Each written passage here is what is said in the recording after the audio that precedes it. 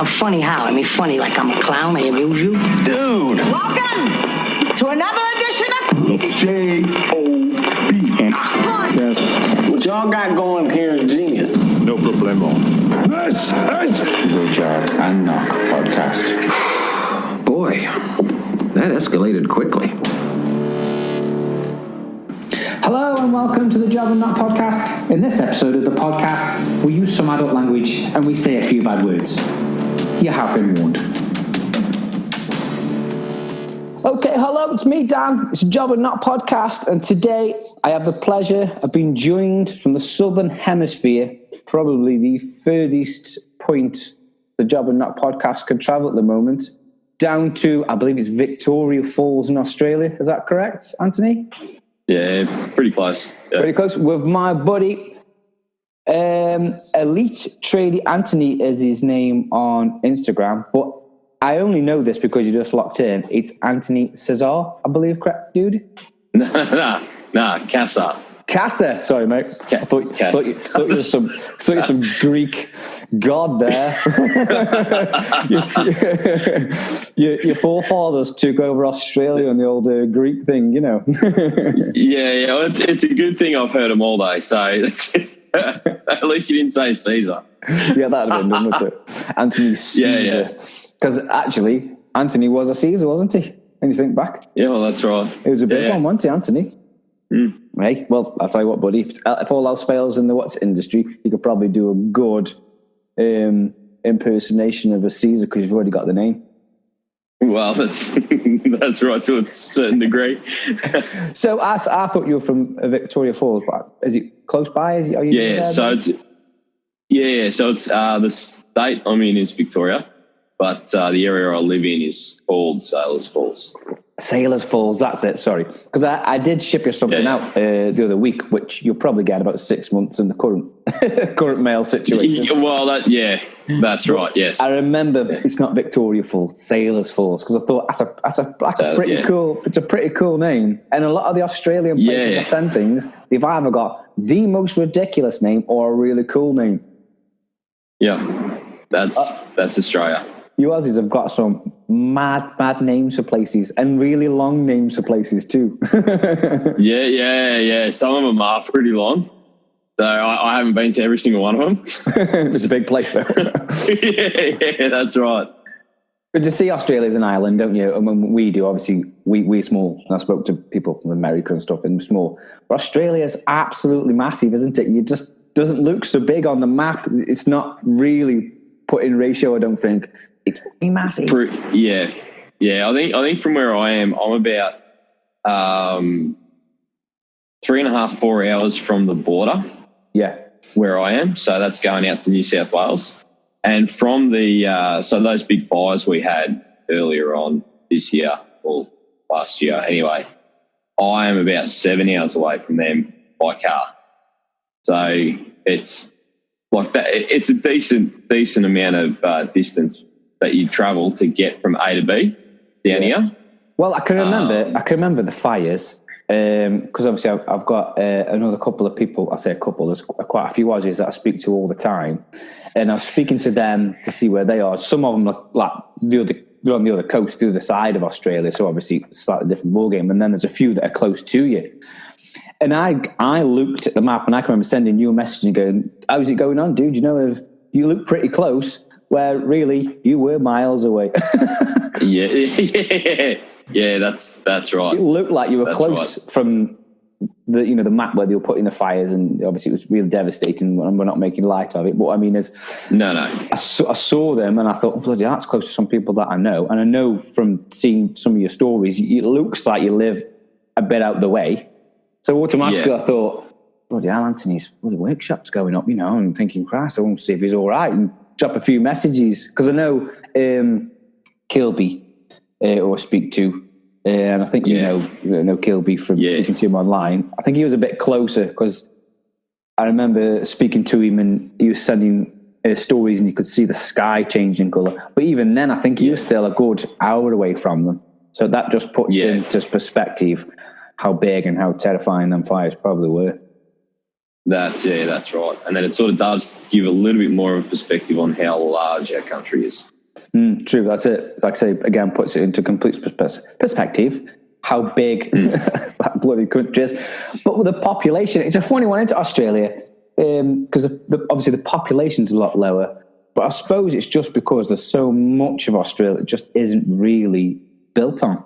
It's like a big place you're still living a bit rural, aren't you, in a lot of places, apart from the big cities. Granted that they'd be no different than anywhere else. But everything's just far more sparse, isn't it? Pretty much. Pretty much. There's some areas that they just can't build in, and then there's other areas that they're just waiting to get land released. I see. So is there just tons of places that would be just completely not cost effective to build on, just a complete disaster would just be impossible? Yeah, pretty much, yeah. You're talking like the sides of mountains and cliffs and things like that. Yeah, so it's more of a flat space problem than a big space problem. Yeah, that's right. Oh, cool. Yeah. Oh, cool.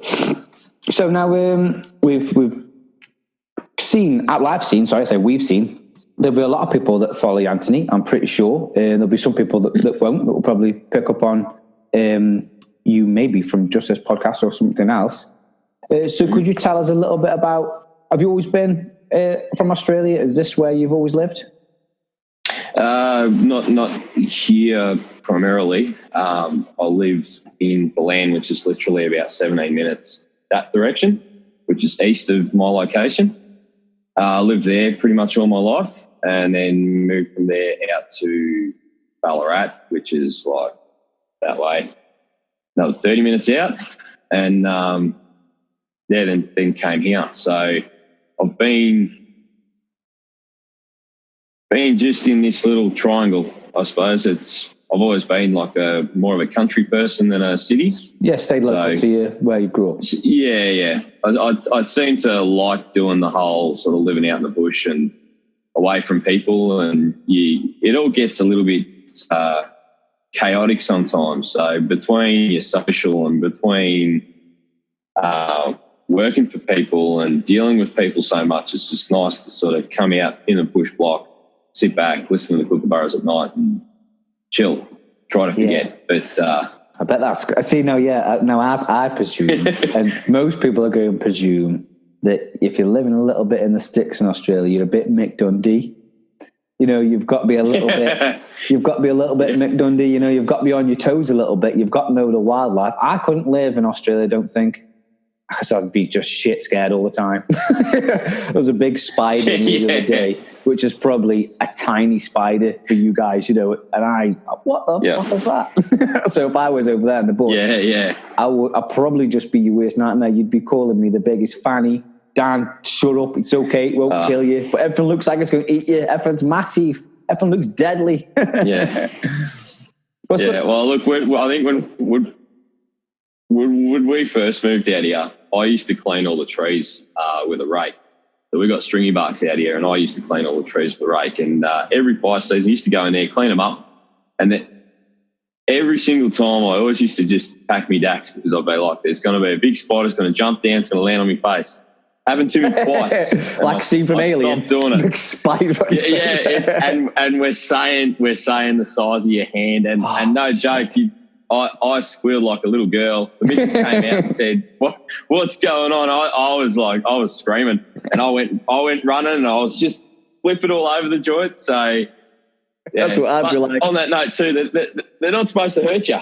These huntsmen, but they're just creepy as fuck. They're just so horrible, big look. Like I'm not like I wouldn't say that I'm scared, but I would be scared. I know what I'm trying to say, but I can't get the words out. If I saw one, I'd probably be like, that's okay. If one of them fell on me, I would straight up shit myself. So I'd be like a snake. There'd be a skin of me left on the floor where I ran that fast. I'd be terrified. And then you see some other things. Like I've got a couple of friends that have moved to Australia over the years, and I still stay in touch with them. And you know, back before Scribe and stuff and social media, you know, they're sending me pictures of like a funnel web spider in the garage. I'm like, what the hell is that? It's like a horror film. That's right. That's exactly right. So, you know, and I suppose the only thing to consider with the huntsmans that we've got here, with our huntsmans, if you find one, they always travel in pairs. Christ. So if we find one in the house, we're basically not sleeping for days because we know that there's a second one. Oh, no way. Yeah, dead set. To be fair, that wouldn't work in my family, because if there's a moth in the house, right? If there's a moth in the house, my wife and kids can't sleep. So I would probably have to be up all night on watch with a stick and a blow lamp, just in case this huntsman spider moved, you know. But I suppose you get used to it, though. I mean, I suppose that's like a normal thing for you guys. Pretty much, you do. I mean, you don't pick them up. I don't pick them up. Some people do pick them up, but I don't pick them up. It's just, I've got a golden rule: if they're outside, they can live as long as they want. As soon as they take a step inside the house, that's it. Game over. It's death. Oh, yeah. A bit like a scene from 300. As soon as they breach the wall, they're dead. Yeah. That's exactly right. And obviously you can tell me to piss off, mate, any one time, but I've noticed you are very much the Russell Crowe of woodworking Australia. Yeah, a lot of people tell me that. You've got a similar look, and sometimes how you talk in your stories, I'm just expecting you to go, "My name's Anthony, father of a murdered son, husband of a murdered wife, but I will have my vengeance in this life or the next." And I want you to just do it one time, just for me. People will watch the stories now. Coming. Yeah, people will watch the stories now, and you'll just go tag us in. You'll have to do it. And they're from Roman Empire, the Greeks. Yeah. Your name and everything's just too many parallels, dude. Too many parallels. Well, I think he's especially now that I've got the beard going. Yeah, definitely the beard. I seem to be a pretty close match to him. I can't say he's a close match to me because he's older than me. So yeah, as I say, you're the better looking one now, mate. He's got age. Yeah. So you can just say I'm the better looking Russell Crowe from now on. Actually, thank you very much. Yeah, well, there you go. But if Nespresso come calling, then they need a backup, you know, mate. So there's a good few quid in selling them little coffee pod adverts. Well, that is true. That is true. He's a bit of a hero, isn't he? Actually, in Australia, he's a bit of a hero, isn't he? Yeah. I think there's a few of them down here now that gone back home, don't they? They live over there, don't they? Yeah. He seems a good guy. And his films, some of his films are really good. I mean, obviously you have to go off on a tangent sometimes, but Gladiator is a fine film. Fine film.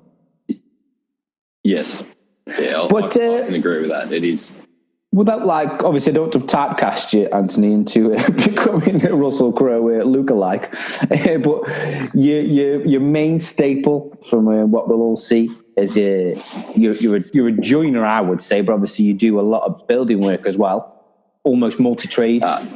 So one week you're on a roof, next week we can see you fitting a kitchen, and then as we can see in your stories recently that anyone follows you, footings, for example, on that build that you're working on where you've had quite a bit of fun.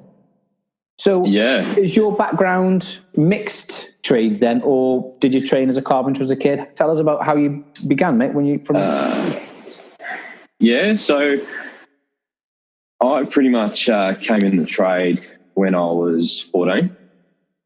So I was only a little kid. I was literally little. Went in the trade and I found a furniture place that was looking to put on an apprentice, and I started off as a furniture maker, or a fine furniture maker. And from that, I was pretty lucky, actually. I consider myself lucky that I had quite back then I called him a master craftsman. He was from your country, actually, and he migrated over here. I could tell you'd learned from an Englishman. Yeah. But yeah, I was going to say you Englishmen are bloody brutal when you're teaching too. Yeah, I spoke about it a few of my other podcasts, mate. Some of the old guys used to beat the shit out of me. Yeah. It wasn't that extent of You didn't get the hammer on the elbow. It was pretty. Yeah, well, it was between that and if he had a bit of 2x4 on him, you'd cop that in the back. So, yeah. But, you learn fast. You learn fast, though. Don't you? Yeah. I think that was probably one of the biggest things that I saw from myself growing up is I never made the same mistake twice. I always made. I might have made 200 mistakes through my time going through my apprenticeship. Might have been more like 500 mistakes, but every single one was different.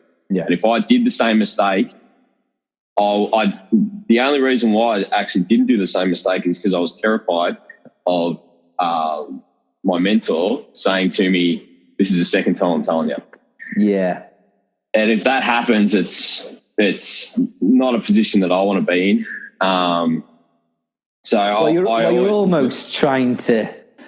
Obviously, you look up to them and you want the respect because that's just a natural part of being in the trade and as a person, really. That person that you're learning from, you want them to give you that recognition and that acknowledgement that you're doing it right. So you don't want to make the mistake twice because you want them the next time to pat you on the shoulder because the other time, like you say, they swung a 2x4 at you or they've clipped you around the ear hole.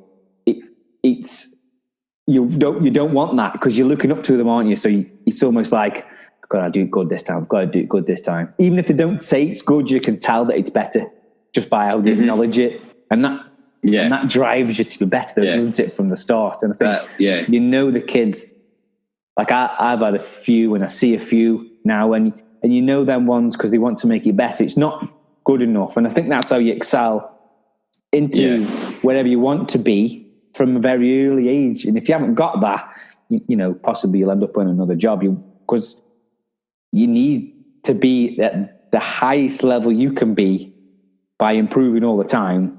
And like you say, that little bit of you've done well there from an early age is what you're chasing, isn't it? That's exactly right. Exactly right. So was that like a firm? Is that firm still going? Is that a company that still exists? No, they don't exist anymore. They shut down after I left there, actually. And they reopened as something else, but they just stopped doing furniture. So I was when I started in the career of furniture making, it was almost of the peak when they introduced fair trade in Australia, and we had like IKEA was born, Harvey Norman was coming in with all the imports. Yeah, fantastic furniture, and you're sort of in this position where you're working, trying to make some beautiful pieces, and people are just throwaway society. They just don't see the benefit. We had the exact same thing, dude. How old will you be, Anthony? Sorry for asking if it's a rude question. Now? Yeah. No, it's not rude. It's not rude. I'm 34. So you're 34, so I'm 36. So we're pretty much of the same age. So I know what you're talking about because this happened all over the world, I'm sure. When IKEA came into prevalence, and a lot of this feng shui shit was all everywhere. Everywhere was cool to have nothing in your house. So we used to make a lot of furniture, and tons of it used to go to America and abroad, just because the guy that we made the furniture for, he was like a big distributor, and he would just buy up furniture from us, and we would obviously make some things to order as well. But then a lot of that would go to America, to Europe. I don't think anything went to Australia that I know of. I know a lot went to Europe in America, and as soon as that IKEA kind of boom took off, that was the end of the fine furniture game, and we just transitioned into mainly interiors then, so kitchens and bedrooms and windows. Yeah. And we changed. The business evolved into more housing based instead of just delivering and installing. I would call sectional furniture, if you know what I mean. We used to make dressers and library walls and things, but they would go to America all the time. And as soon as that IKEA boom, that was it then, fell on its arse. And 9/11, that fucked everything as well, but that's a different story. That stopped a lot of trading. Well, it made trading very difficult for a while anyway, especially in the furniture. Yeah. Importing things became very difficult because of the checks and the expense and the cost. But you guys got that problem anyway in Australia, haven't you? Because everything seems to cost more there, and everything costs a lot more to get there too. That's exactly right, yes. So I could imagine a lot of the importing of the goods to make the furniture, which has already been uncut by undercut by the IKEAs and the furniture importers, made it even more bloody difficult for the trade than really for you guys. Pretty much. It literally. I think it sort of started crippling the industry. It's where we started seeing a lot more, or I should say, a lot less tradesmen or a lot less craftsmen back then. We'll call them craftsmen, and they transitioned into a tradesman. Where these days a lot of them are just let's get in, let's get out. We've got to get paid. Let's keep moving. Instead of how I was raised, that you go in, you do it once, you do it right, make sure everybody's happy, and then keep moving. Yeah, I think that's slightly societal as much as it is. What's the word? Commercial, industrial. 'Cause, I think I spoke to John Enfield on a podcast, and we mentioned something similar, that a lot of the trades getting reduced down to prefab, so that things are turning up, and then again, I don't mean a lesser skilled guy because that's not fair. I don't mean it in that way. But let's say he's not a carpenter. He's a good DIY guy, but he's on site. He's then putting in door casings, doors, architraves, linings and things because they've come pre-assembled. It's like you adjust the door once it's on with the Allen key fittings and the hinge. You're not fitting it. You're putting in a door and you're adjusting it to look square. It's obviously more cost effective for the bigger companies, but when you go into them houses, it looks a bit toss. But that's just it. Yeah. And we're all getting diluted like that, aren't we? But then it does, like you say, it does make the craftsmen or them very good joiners stand out, because then you can tell, when the joiner's been in, and when it's been a prefab. You can walk in as someone like us, and instantly whether a joiner's hung the door or it's come from the factory, because it's so noticeable, isn't it? That's exactly right. And that's where, again, it's us as the little people. We don't. I think if we had more of a say of how the industry moves, it wouldn't turn in the direction that it has. So as you're saying, with like sort of prefabs, and for us here, that's basically it's a little bit more than prefab, because back then we were taught, like as a furniture maker, I was taught how to mill your own lumber, machine it, laminate it, put it together, create your own components and put it together, and you did the whole process down to the final thing, which would be painting it and installing it.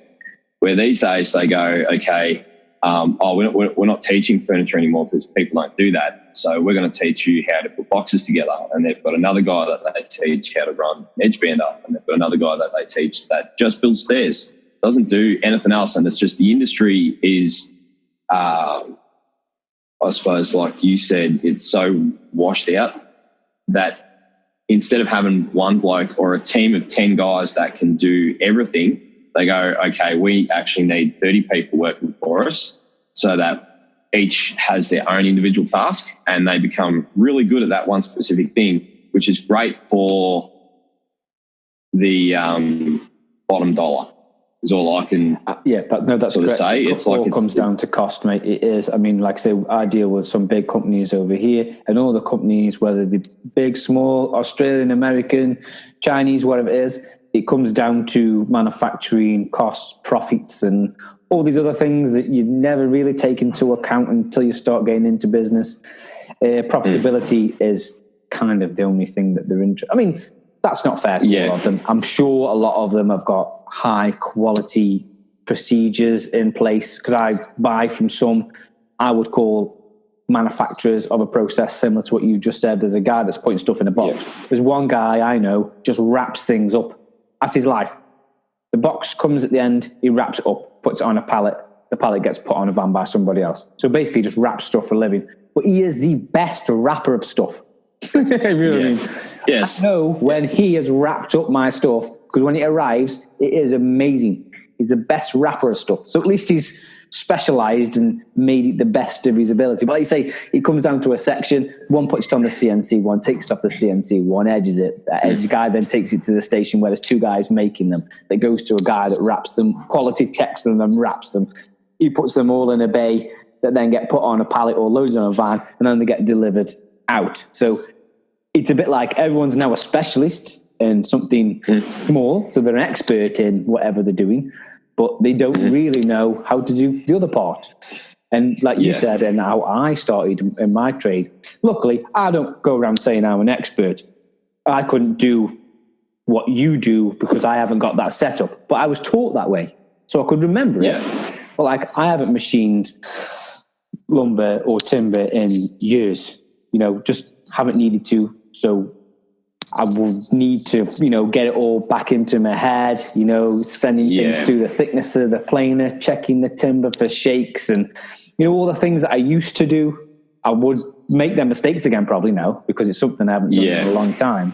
But finding the guys that can do it all is becoming less. But you'll be more valuable, I think, moving forward, especially with the way the world is at the moment. Because I think what's going to happen in the next year or two, depending exactly what comes out with this virus, is I think a lot of people are going to say, you know what, I'm not buying it from there. I'm going to save another £1,000 or £2,000 or dollars or whatever it is, and have the one that's made by the guy up the road, because I'm done with their bullshit, if you know what I mean.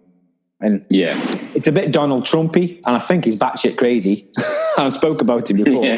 But part of him is correct, as mad as a brush as he is. Part of him bringing all his manufacturing, or as much manufacturing, to the US, sanctioning the Chinese so that their imports are more expensive to even out the costs for the people and the workers in his country. I hope anyway, and I think that's what we may see maybe all over. Companies are going to start going, you know what, we shouldn't be buying it in all the time and relying on these places, because we're the ones struggle when shit hits the fan, not them. And that's not, I'd say that's not branding the whole of China as a big, bunch of scumbags that are screwing everybody over. There's families over there who have the same ethos. You know what I mean? It won't all just be, we're having the West off. But we all need a little bit of that back. We've got to draw it in. It needs to be made in Australia. It needs to be made in Britain. Or it needs to be a fair way of doing it. Because there's certain things you can't get in Australia. And there's certain things we can't get here that are in Australia. And it becomes a difficult thing to get them anyway. But if you can make your version of it and say, that's what it is and it's made here, if it's $500 more, people should then go, right, well, I'm spending it more locally. I'm giving it to the guy up the road, or I'm giving it in the country, for example, instead of always, getting it from China. Or, well, everything's from China. You can't just No.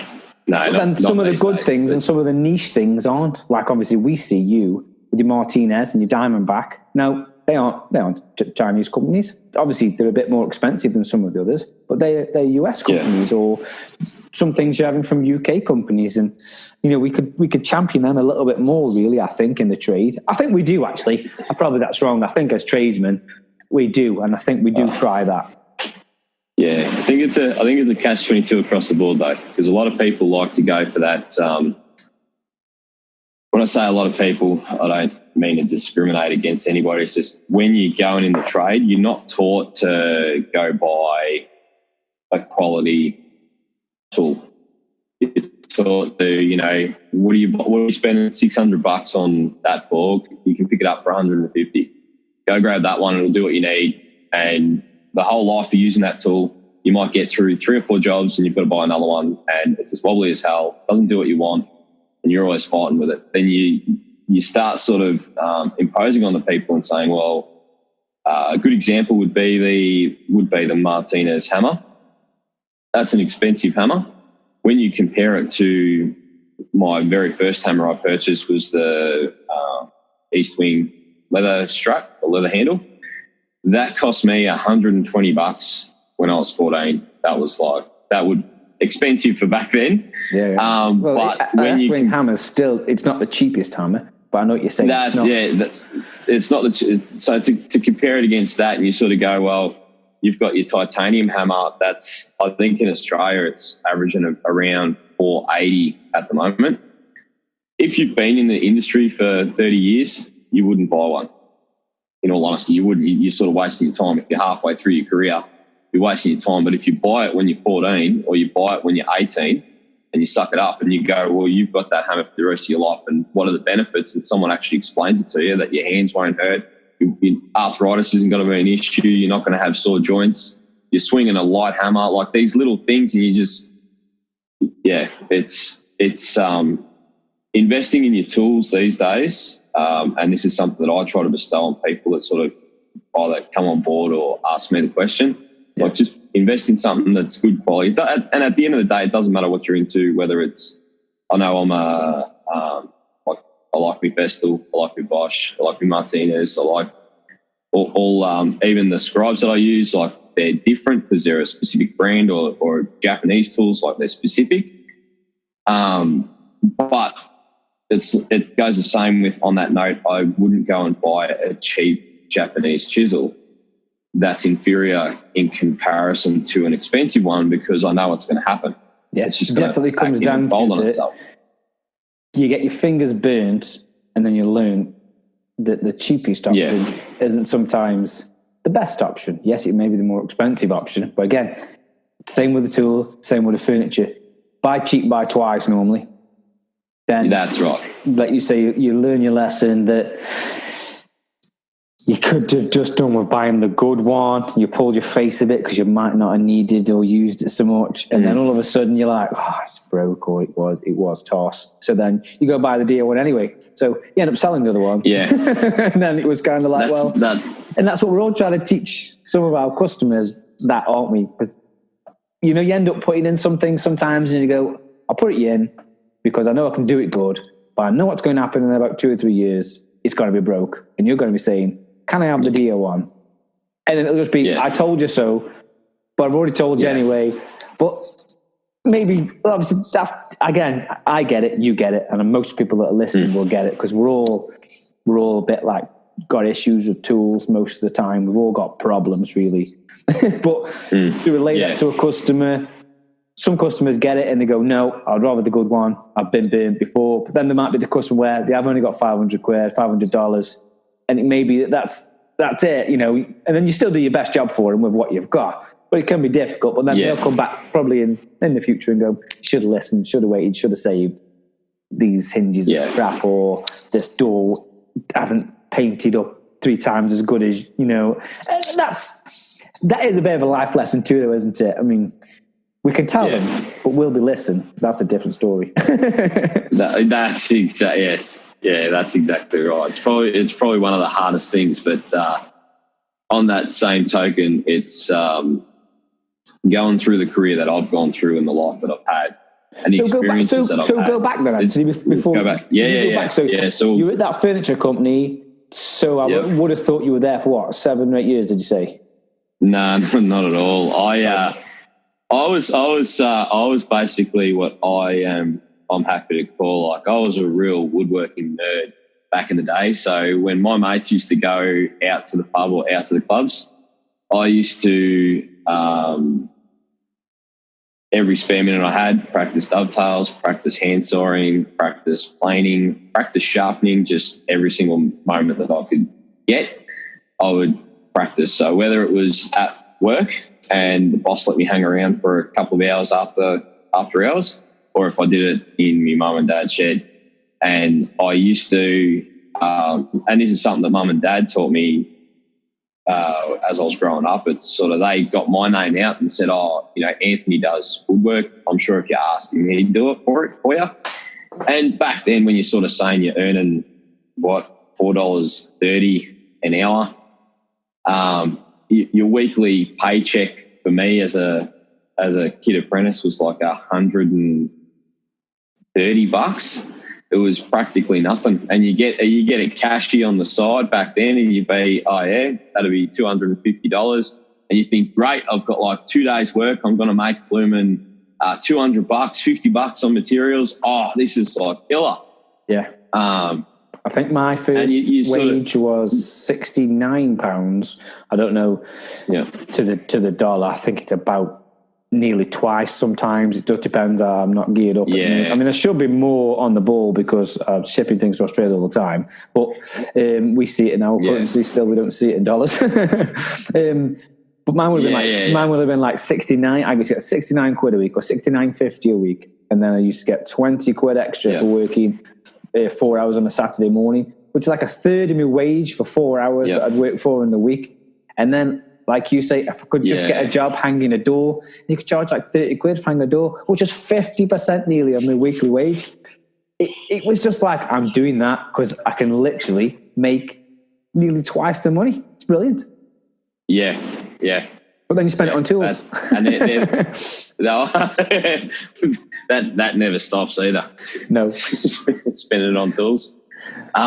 So then, where was I? You said you got a few cash so jobs. Going through my apprenticeship, I was, a few.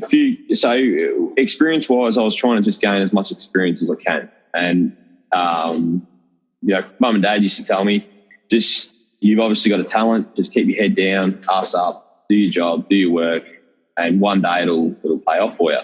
So I went through the transition of, obviously because I'll just call it like a geek for woodwork.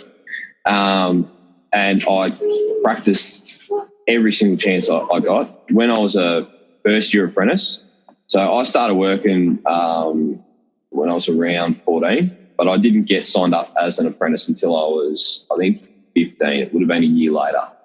So that first year, I was a first-year apprentice for about 6 months, and I entered into a competition that was called, over here, I think it's World Skills Australia. Oh, yes, I know what you mean. You're familiar with. Do we have similar things? That's right, yeah. Yeah, I think they call it something else now, but back then it was World Skills Australia, and I competed in the international. Oh, shit. Regional. Sorry. Regional competition. My brain does that, mate. Don't you worry. Not whatsoever. I start off with something in my head, then I have to say the next 3 words so that I find the word I'm after. That's how I get there. Yeah. It's. I don't want to put it to old age, but hard work is what it is. The brain just ends up a little bit. It's a bit like Homer Simpson. The more you learn, the more falls out the back. Yep. That's exactly right. So I entered the first competition, and that was regionals. We competed at the TAFE back then, the trade school, and we made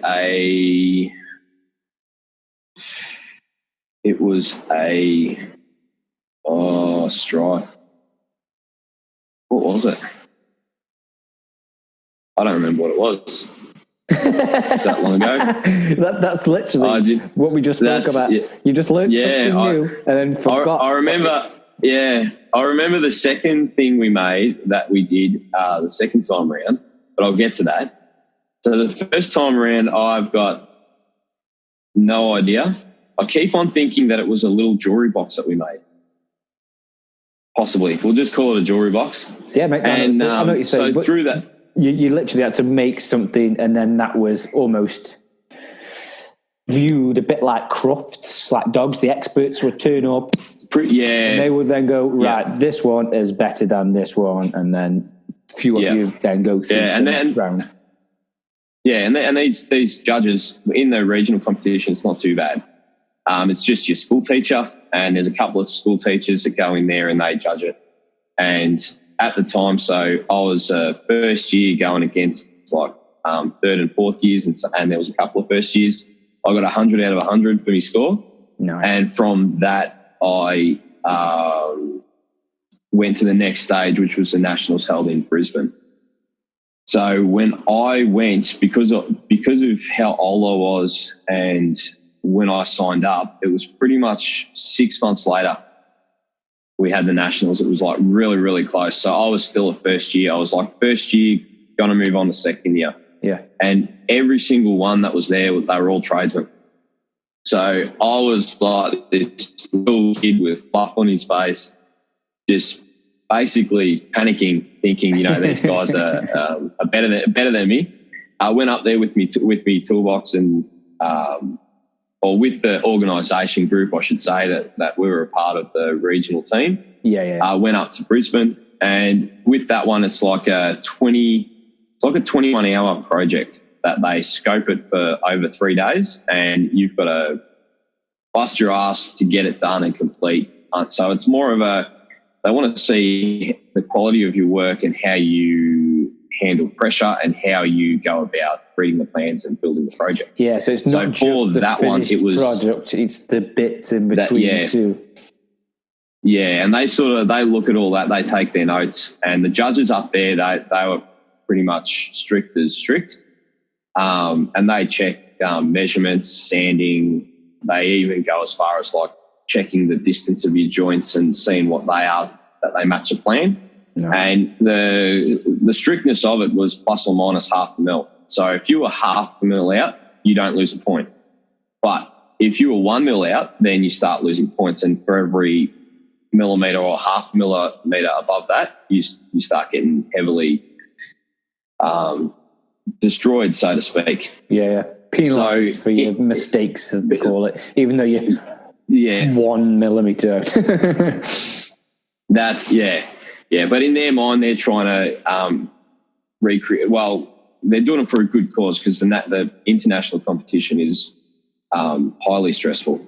So they're trying to start the process from there to keep it forward. And well, you don't find the best of the best by letting everyone have the same, outcome. You need to find the best. And if it's 0.5 of a millimetre between you and the other guy, that's the rules. That's exactly right. So with that competition, it was third day. So we were third day in, project had finished, and I had placed fourth. And between fourth and first was literally only 0.4 of a point. Wow. So that was pretty tight, and that was me as a first year. So I was. So what was that building then? Because you said, what was that last project? So that last project, that one was a writer's desk. So, but just a small one. So you sort of have the lid. You've got the veneer aspect, and then you lift the lid up, and then you've got your writer's station underneath with a couple of drawers and. So it's like a bit of inlay, bit of insert, bit of furniture making, some joints, some obviously clamping and gluing and screwing and sanding and all the other bits and pieces in there. Yeah, so they've got it broken down to like a hardware as well, like how you fit your hardware, locks, latches, hinges, veneering. And so from that, I went back to work, and I competed again, because they've even got an age limit on there. They've got two things with the World Skills. One is you can enter in the regionals as many times as you want. As soon as you win a nationals, you can't re-enter into a regionals and win. It's given to the next person. Yeah, otherwise you just keep going back and winning all the time. That's right, and their age limit is up to 21. Yeah. So if you compete, even if you win the nationals and you go into the internationals, the age limit is 21. So if you turn 22 when it's internationals, it's basically they just give it to the person behind you. Yeah. So it's just for I suppose a limited amount of people that can enter in to compete. I suppose it means that you're testing the youth for one. Plus, if the cut-off point's 21, it's a complete age thing, because when you go to school, obviously it goes by date. So some kids are the oldest in the year, some kids are the youngest in the year, but then they've got a head start, haven't they? So, and even though you may have been doing woodwork for 14, which probably placed you why you play so high, is you've still got a couple of years on most people that probably started at 16, if you know what I mean.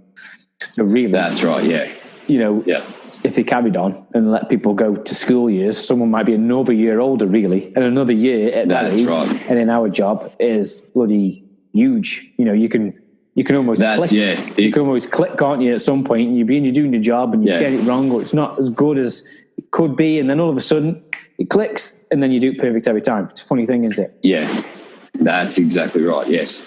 So then, and that even goes to show, like, my growth went from that to when I went back to work. I worked in the sense of I had a bit of a prick of a boss, and I'm happy to say that he was a bit of a prick of a boss. Oh yeah, he didn't like that, mate. If he was a dick, tell him. He didn't like the teachers at trade school, and I was supposed to go for like 1 week a month over the 10 months of the school being open.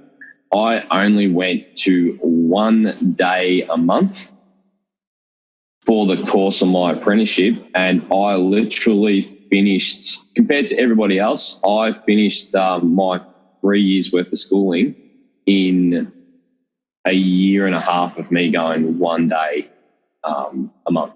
Yeah. So I at that point, I was a second year and going into third year. When I hit third year, I hit them up for an early release, and by the time I was 3.5 years into my apprenticeship, I was a tradesman. Early release, like you were in jail.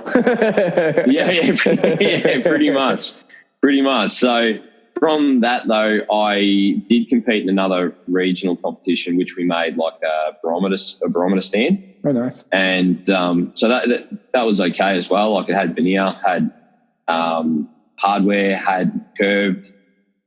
Joints were pretty weak. They were just miters, I think. Yeah. Nothing fancy. But that one again, I competed in that, got 100 out of 100. Nice. And from there, I went and competed into the Nationals in Melbourne, which that's where like I really saw how much I grew, because 3-day project, and I finished it 2.5 days in, and I literally couldn't leave the site until the whole thing was over, and all I could do was sit down on my bench and just watch everybody else work and just. Well, nice, but that's kind of like, though, if you think, I was sporty as a child, so my competitiveness was in sport. I wanted to win. I had to win. I wanted to be the best, and I played at a high level at a young age. Now, all you've done is got a different stage. You know, you're not playing football, or you're not playing tennis, you're not playing cricket, or whatever it is.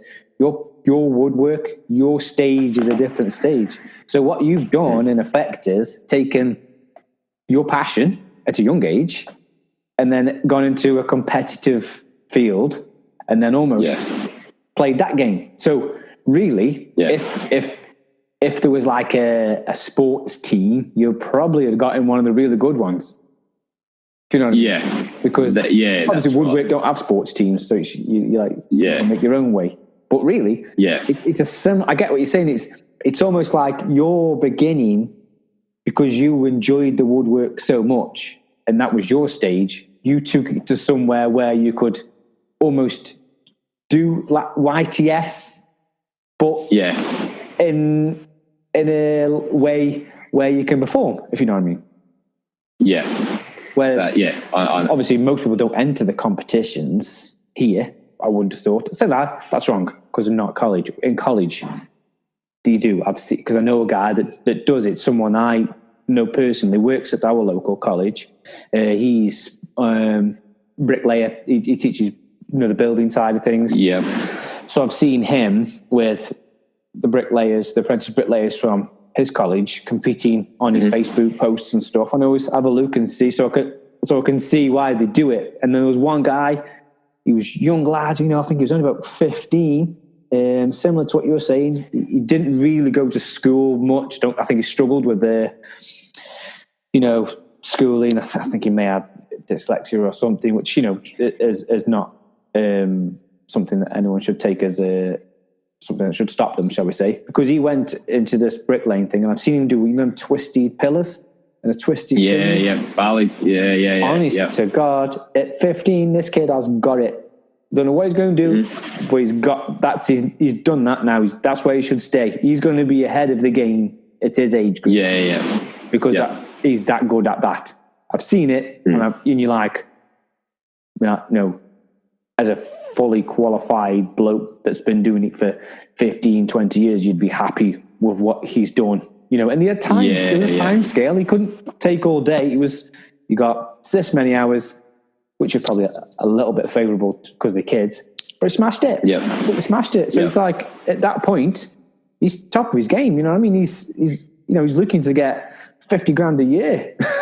From doing his job when he's a bit older, because he's there. Because bricklayers are coming in a minute anyway. Bricklayers are making some serious money. But I can see it, and that's cool like story If you know what I mean, that's like, because I don't think I did that. I don't think I entered any competitions for woodwork. Because again, I was sporty. I was playing football, or I used to play volleyball at a high level. There's two reasons to play volleyball. One, because it's a very active sport. Two, not many men play it. I thought you were going to say something else. When you're young, there's a lot of girls play volleyball, so it's quite attractive for us. Yeah. But yeah, that's good though, mate. That's a cool story, that is. So did you get to like did you go in the international one? Did you do one then? I did go to the international, and that was intense. That was literally 2 years, or a little bit under 2 years worth of training, and we're talking training like Mr. Miyagi shit, like serious training. You wouldn't think. Yeah, you wouldn't think that for woodworking. I thought my mentor was strict, but the blokes that were teaching me, it was mastery level. Doesn't matter. Just about doesn't even matter what you were doing. Serious. It's serious. Like no mucking around. No, you can't talk to your girlfriend. You can't talk to your wife. Like none of that shit. Nice. They didn't even care. It's like you're here for this. Focused. And you got to focus. Almost like how you see or you hear how the boxers, when you get someone that's going for a championship, like it's dead set, mind has to be there. Yeah, complete discipline. I mean, the one person I watched recently, what is it now? It was a Conor McGregor thing, his life, and how I know he's a bit of a loose character now and he can do what he wants, but when he got to that point where he didn't want to be in the building trade anymore, he dedicated his life. Every hour of his day he was dedicated to becoming the best that he could be. Some things need that.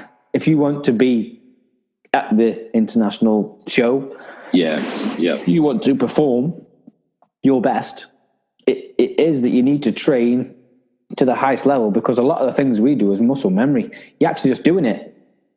Yeah. Because you've literally trained yourself to do it. Yeah. So we all pick up a tool and we all do something like on repeat, because we've done it so many times to get that result at the end. So I can imagine, like you say, Mr. Miyagi, Bruce Lee shit, so that you are on the point. Yeah. They weren't whipping you with a cane though, where they're not giving you water, because that would have been no. There was none of that, but it was the mental stress that is put on yourself, and you're like one of the lessons that we were doing. Because it's not just what we did here. I went to New Zealand a couple of times and competed in their competitions against the Kiwis, and it was more of a stick up for them, because we're going over there and it puts pressure on them, because they're like, well, we don't want an Aussie to walk away with the medal. Yeah. We want to keep the medal in our country. Rivalry. And then that's right, and that's where you're sort of going out there. And I think in that whole experience, I was half taking the piss out of the whole experience, because whatever it was we were making, it just... If you turned up with the Kiwis do with the hacker before the woodwork. They did. No way. They did do that. That's ace. Dead set. But the guys that I was competing against, they would set up in the class and they would do the hacker before we even started competing. They take it that serious to doing the hacker in a woodwork. I could just imagine that. Yeah. I bet you were just going, what the fuck have I turned up in? But at the same time, watching the hackers, I like it. Like when they play the rugby. Yeah. I mean, obviously now a lot of the other teams are just standing and facing them off and getting just as cross and angry. But there's something about the hacker. It is a very interesting watch. So I could imagine you've turned up, and as they're doing, I bet you're thinking, I'm doing better than you now because you've just made a rat prick of yourself. Yeah. Well, you always get those people where it's the ones that aren't there to show off. They're normally pretty quiet, and they're going to get in. They're going to do what they need to do, and then you just know, like you know when you're sort of out on a job, if you've got a right twat that you're dealing with, you're going to walk in there, you're going to install it, you're going to scribe like a demon, and you're going to walk out that room and go, hey, you want to come have a look at that? Well, when the room's quiet, they're normally the ones telling you how good they are first. I never really got that. Yeah. I wouldn't want to put that pressure on myself either. If you turn up somewhere and tell everyone how good you are, you better be really good, because they're just going to rip you a new one, whether it's good or not now. That's right. That's where I think these days, me dealing with we'll get back on the story, but these days, me dealing with clients, I'm normally pretty placid in the start, but because there's a lot of worry as well, because they come in and they're obviously handing out a lot of money, and they go, oh, is this going to come up as good as you're saying it's going to come up? And then you finish it and you take a step back, and they're in tears and they're giving you a hug, and you just go, yeah, I know I'm fucking good. It's all right. I told you. You just have a little bit of trust. Then once the ice is broken, after that it's fair game. Everything you basically do, it's repetitive work. They know you, and you just come in, and when they ask you a stupid question, they know that they're going to get a stupid answer, and it's just it comes part and parcel. But with one of going away from competing in New Zealand, which I won them as well. Nice. When we were all of a sudden you're going to log on to Instagram and all the people from New Zealand have left. I'm sure they will. We're not giving them a bad rep. I'll speak to some Kiwis. No. Some nice guys. Well, yeah, absolutely. And the other thing as well, like, we're all kids. We're all basically like, we're saying I was fully qualified at 17. It's like you're still a kid. Like, until you're getting out and living a bit. Yeah. It's and I think that as well helps with going through all this, because your body's adapted when you're a kid to deal with this type of pressure and stress. And when you're older, you deal with the stress a lot less and differently, because you tend to tell people to just fuck off. Yeah. As opposed to just trying to take it on. But one of the sessions, actually a few of the sessions that I had with this mentor, I travelled out to South Australia to do these lessons. He literally had me in a blindfold for a day, and I had to make stuff. In a blindfold? Like, dead set, yeah, a blindfold. He had me marking out stuff and cutting it, and like, I'd mark it out with this, like, to see it. Then it's blindfold on, and you'd have to feel where the knife marks are and cut it and work to it. And that was insane. Holy shit! So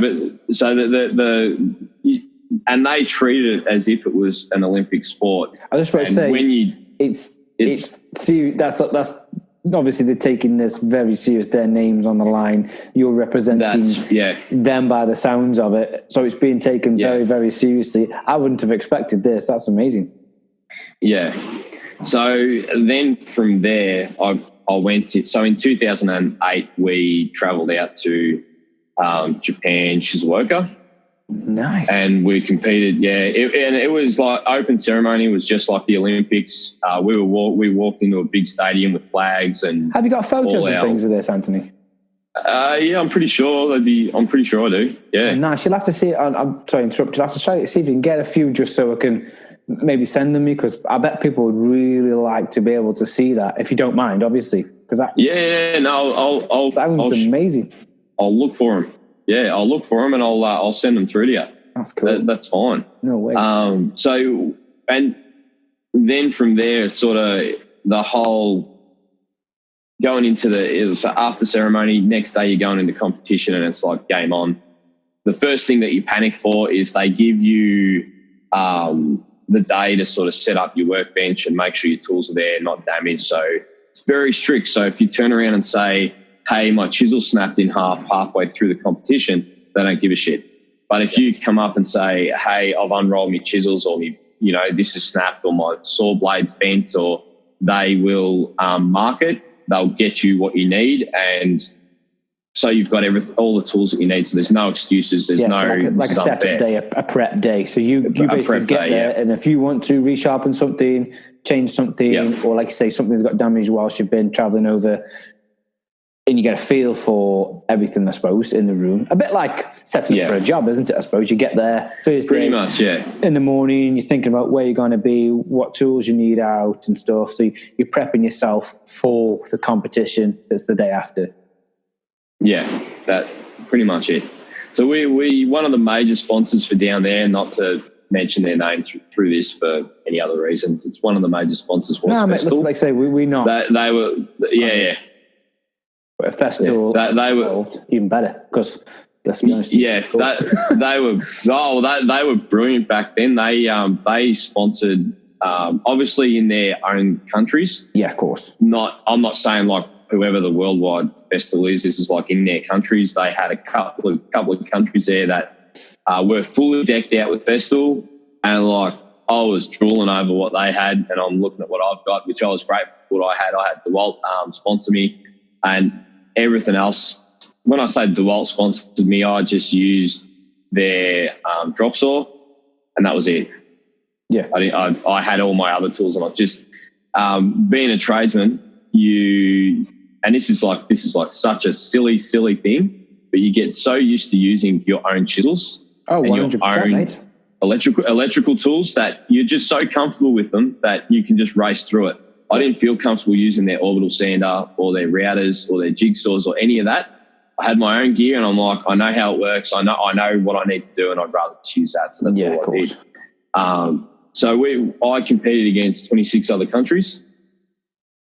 That one there, I made I did make a good fuck up with the veneer work. Like it was ace the fuck up I made. You didn't just fuck up. You fucked up. Oh yeah. I normally tell people these days that it's if I'm going to fuck up, you want to hope that I don't fuck up, because if I do, it's going to be like fucking huge. There's no like, I chipped the bench slightly. It's like the fucking thing's cracked down the guts. It's yeah. It wasn't. I've just got to change that door that I hit with my screwdriver. It's wrecked the worktop that cost $12,000 to make. Yeah, I know what you're saying. Yeah, I've been there. Yeah. So yeah, I bet we've all been there. Actually, everybody's been there. That's exactly right. So I'd love it though. I would absolutely love it if I just made little fuck ups instead of they're fucking like fishing. This big, I caught it. This big. Yeah. So we so I did make a colossal fuck up with my veneer work. The veneer work I did was like beautiful. It was brilliant. It was tight. I did it right. I just didn't minus my 16 mil fucking sides. So I made it the size of the external. So my miters didn't. I can see your face. You're like, yeah, I'm nodding, I know exactly because as soon as people say things, you're like, fuck, I'd have done that too. Yeah. So it's like your miters didn't line up. Yeah.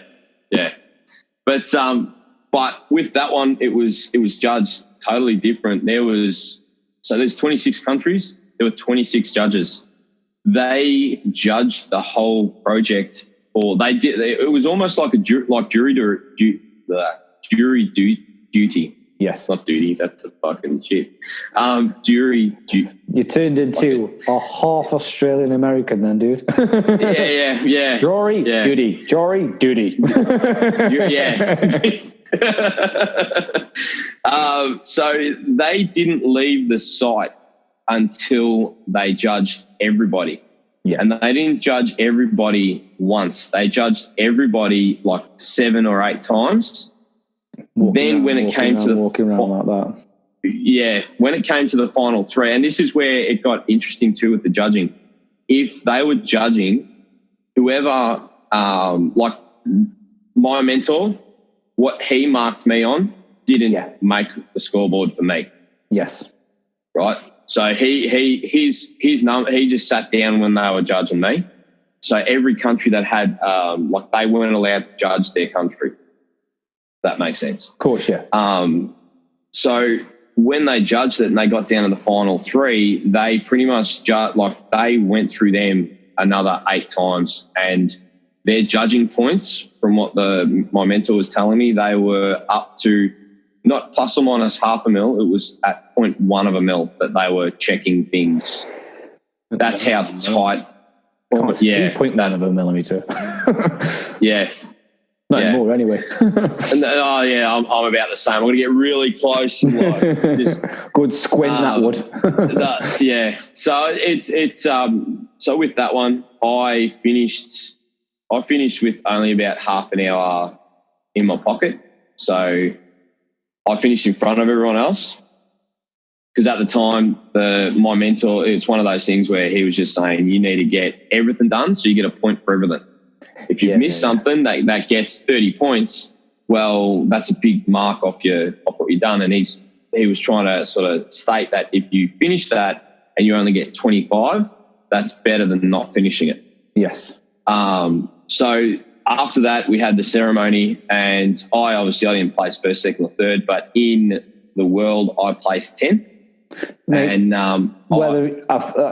regardless, like you say, you made a bit of a mistake, so you probably knew yourself podium was not going to happen now, but 10th in the world sounds pretty good to me. I won't lie to you, dude. I mean, I don't think I've been 10th at anything, so that's good. Yeah. So thanks. That's so that was good. And then to top it off, like I felt a little bit. I did feel bad that I didn't place under 10th. But when I got my score sheet, and I was like, "Fuck, that's all right." I scored 86 out of 100, and first place was at like 93. So it was still close, and there wasn't much in it, was there? Yeah. So that's just because of their judging. How they can you remember who won? Can you remember any of these people? Have any of these people gone on to do anything special? No, I think probably it's good one in of the trade, aren't they? They've probably gone on to very good. I was gonna say for Australia, if I came first, it would have done absolutely nothing for me.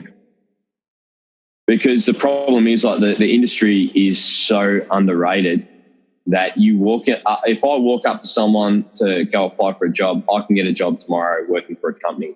But there is no way they will pay me my worth, and they think it's great. Like my story is great. It's a great story. They don't care. They don't care what my experience is. They go to me, well, we just want you to screw boxes together, or we just want you to install cabinets. It's like you just get put. For them, there's no discrimination. It's just you're all at the same level. Whether you're a male, you're a female, you're a donkey, whatever you want to say you are. I suppose that's just basically for yourself, though. I mean, I know what you're saying. There's no. Yeah. I mean, if you were playing basketball, for example, and you'd come 10th in the draft, that would mean you would be playing professional basketball for a club, which then would probably translate into maybe even the NBA. You would go to somewhere where there would be an even higher level where you would try to achieve, because that's sport, a bit like American football too. They have the draft, don't they? And then the worst teams in the league at that time get the pick of the best of the draft, so it keeps the league good. So what you would have probably found is you would have actually ended up playing for one of the best teams because you'd have been late on the draft, if you know what I mean. So really, if you think of it like that, 10th was pretty good, and you're actually, obviously we're comparing it as a sport, which is difficult, but that's how you need to treat your stage, is that I know no one's ever really they're gonna think it's good. You're going to say I was 10th in the world at my age at this time in fine woodwork competition, the highest pressure, probably the only recognized thing going on. But if you were to compare that with a sport, you're up there, dude. You'd have been professional. Yeah, and that's where I think for someone else, they would obviously use my skills to their advantage, because I've worked plenty of people to know that I'd be the go-to guy for anything that was too difficult, and that's always happened. Where because I'm out on my own, I talk myself up with the client. Yeah, I'm the one that's promoting myself. So these stories and if people read any of my early posts, and I think I bring them out every now and again, like talk about my story a little bit, just to remind people. It's it's a little bit of my history, I suppose, because obviously I've got some bad things that happen in my life, and I've got good things that happen in my life. And one of those things being, yes, it probably didn't give me a 6-7 figure deal like these sports players get. Yeah. But on that, I wish. Wouldn't that be nice? Oh, mate. Fucking hell.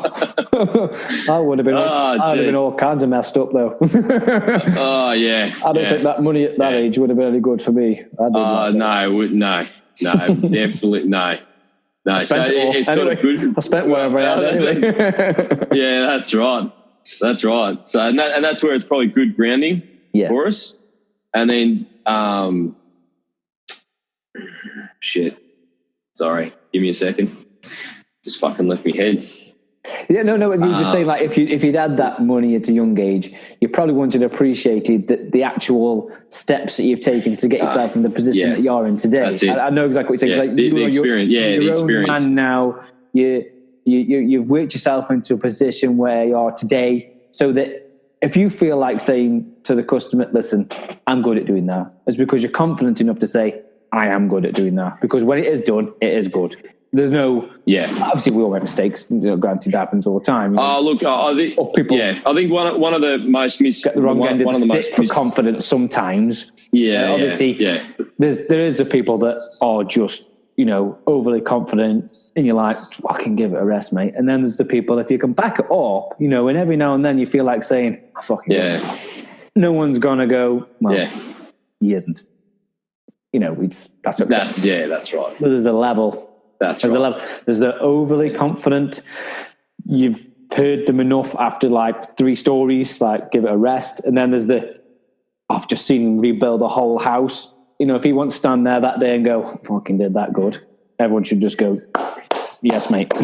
Yeah. No argument. You did it all from the start to the end, all the horrible parts up to the nice parts. And if that's a testament from you, what would we call it? You know what I was thinking? As you were explaining it, that's why I want to see some pictures. I'm thinking the end of the Karate Kid 1 movie. He's turning up. Oh, yeah. It's a dojo. I've just got this scene in my head. You're in Japan, and it's, you basically want to do that dragon kick thing with tools. And I'm getting pumped up. Thinking about it, I'm getting all excited. Thinking, need some powerful 80s music in the background. But you've just got a saw and you're just cutting the wood, and everyone's a bit sweaty because it's hot, one of them proper scenes. I bet it was brilliant. I bet it was absolutely brilliant. Especially Japan. One thing I'd really like to do in my life, on my bucket list, would go to Tokyo just to see that part of Japan. And if I could, then go out to the outskirts and see some other parts of Japan. Because obviously, as we know, a lot of Japanese carpentry is really, really good as well. Nice. Some of that stuff is amazing, and some of the people that I follow on Instagram, because not a lot of Japanese carpenters I found, maybe you'd be different, you're a bit closer, are social ones. They're there doing work, but there's not many big social accounts. There's one in America, Tommy Sagino. He's a great guy. He does some fantastic work, and he's got the most therapeutic voice known to man. Mm-hmm. And his stories are like, you're listening to him talk, and I'm like, I could listen to this guy read a book. He's got therapeutic voice. I love it. I love it when he starts saying about how drunk the other trades are. I love it when he starts. So he's funny. I like him. He's a funny guy. Yeah. He is, and that's where you're right. There isn't that many out there, in the sense of they're out there, they're working, but they've got this either they don't understand or they don't care about the social status. Yeah. Because it's not about being famous on social media, because at the end of the day, and one thing that I do tell a lot of people that I meet and say, you're what do you call it? You're an influencer, or you're a dangerous word. What's the other one? Yeah. I just sort of say to them, it's like, well, I'm not, because at the end of the day, it's, if the people that follow me don't interact with me, I'm a nobody. It's they actually put you up on this pedestal, and at the end of the day, it's, for me, I don't want to come in with any shit work used to look at, if it's mine, it's never going to be shit. It's always like the bar's set. It's if I come in and do something and it's sort of like, what did you do there, man? Like, that's not fucking right. It's it'd be like like you say, that social media aspect is that you're only interested to people that are interested, and you're only relevant to people that find relevance. So, like, in our industry, you know, a lot of people will follow and watch you because it's interesting to them in their industry. Yes. You will obviously get customers, and you will get random people that find an interest in your stories and your work too. I mean, obviously, your following becomes bigger over years if you're interesting. Now, there's people I know who've been on Instagram maybe longer than you, but they've not chosen to do stories. They don't make posts. So then their Instagram isn't for other people, if you know what I mean. It's just for themselves, so they can see other people. But when you choose to put yourself in the public eye, shall we say, it'll go one or two ways. People will like you and like your work, or they won't like you or like your work. And then you'll see. Yeah, well, and I think that's probably the biggest thing, because you can't be fake on social. You get caught out. Not in our trade. I think you can. I think I found a few. And I don't call out anyone's names, but I've been told things by people, and then you're like, I get it. Now you see it. But then there's the people who are really good at it, but don't seem to get the following. And I don't understand that myself. So it can be a double-edged sword, can't it? Because I do see people try extremely hard at it, and they got very good at using social media, but their work necessarily isn't high-end, but they've gone down another route. So the people are quite happy that they talk about tools more, or they're quite happy that they talk about going to things more, or so they're more interested in the social media than they are the job, if you know what I mean. See, it's a tricky market there. I've seen that one myself, because we fell a cropper to it with the Uscribe stuff. You know, you get approached by people and things, and you learn lessons, and not everyone you see has what you believe to be behind them, because they're painting a good picture, aren't they? But then when you actually speak to them, and you can, I wouldn't say like try to catch people out, but you've only got to say a few things what you know the answer to, and if the answer doesn't come back, you know the bullshitting fast. So they're the ones that you catch out quick. Yeah, and then that's where, like you said, it's people that are in the trade, not more so like us, but people that are in the trade know if you're a shit talker or if you say what you mean and mean what you say. Yeah, and I know what you mean too. There are some people, but these people, without mentioning names, all that happens for me is I just basically lose interest in what they're doing. So they started off with something, and it's more of a curious thing. And there's one of them that like skyrocketed super quick, and I was curious to understand how, because I didn't see any like nothing grabbed me in their content. So it didn't make any sense to me. And then you sort of see, you know, the stuff that Tomo's doing, the stuff that there's another guy in Japan, Dylan, that does like, beautiful work, but his accounts. You'll have to send me his tag so I can check it out. Yeah, that's okay. But their pages aren't huge. So even for myself, with the work that I do, I would have expected by now I'd be a lot more higher when you sort of see these other people coming in and you just sort of go. Well, this is because like it comes, I know what you're saying, and I think I know who you're on about, but I don't go down that route either at this stage. Maybe later on in the podcast when we find the truths. But you don't go from 2,000 or 3,000 followers to over hundreds of thousands of followers or 100,000 followers without being backed up by business or brands. It doesn't work, you know. And then if you look into who's following them, which is the easiest way to do, you look, well, it's not a tradesman, it's not a tradesman, it's not a tradesman, it's not a tradesman, it's not a tradesman, it's not a tradesman. So then, is it relevant? But if it returns to sale, for example, because obviously I'm in a business now, part of my business is that we sell a product. As much as we never force it on people. So like, for example, when we, I don't use the word approach because that sounds a bit pedo. But when I ask people or speak to them, I like, I've got a product, mate. If you're interested, could you have a go for us and give us some feedback? And that's why I always asked as a tradesman. I wanted other tradesmen to give me the feedback because then I know whether the product is viable, shall we say, or whether then I can say, listen, this guy believes in it and he uses it and he trusts it. So then, if maybe ask him what he thinks about it and don't ask me all the time because I believe that's the best recommendation, fellow tradesmen. But then when you ask some of these other people, all they've done is unboxed a thing or they've wore a thing for 2 weeks. That's not enough time or enough information or they're not knowledgeable enough to give proper feedback. But they're making nice videos, doing nice scenes. We got videographers, photographers turning up, companies turning up, making professional videos. And you're like, there's no competition there. They're selling a product. If the product sells, great. There's certain people who sell products very well. They look a certain way and certain things. And that works really well. And they're all over different countries. Some of them can back it up. Some of them are tradesmen. I'm not saying that's not fair enough because I know a few people that literally do spend loads of time reviewing tools, using tools. They love tools. It's part of who they are, but they aren't tradesmen per se. But if they can give you the proper feedback, that's brilliant. You do get much bullshit, don't you?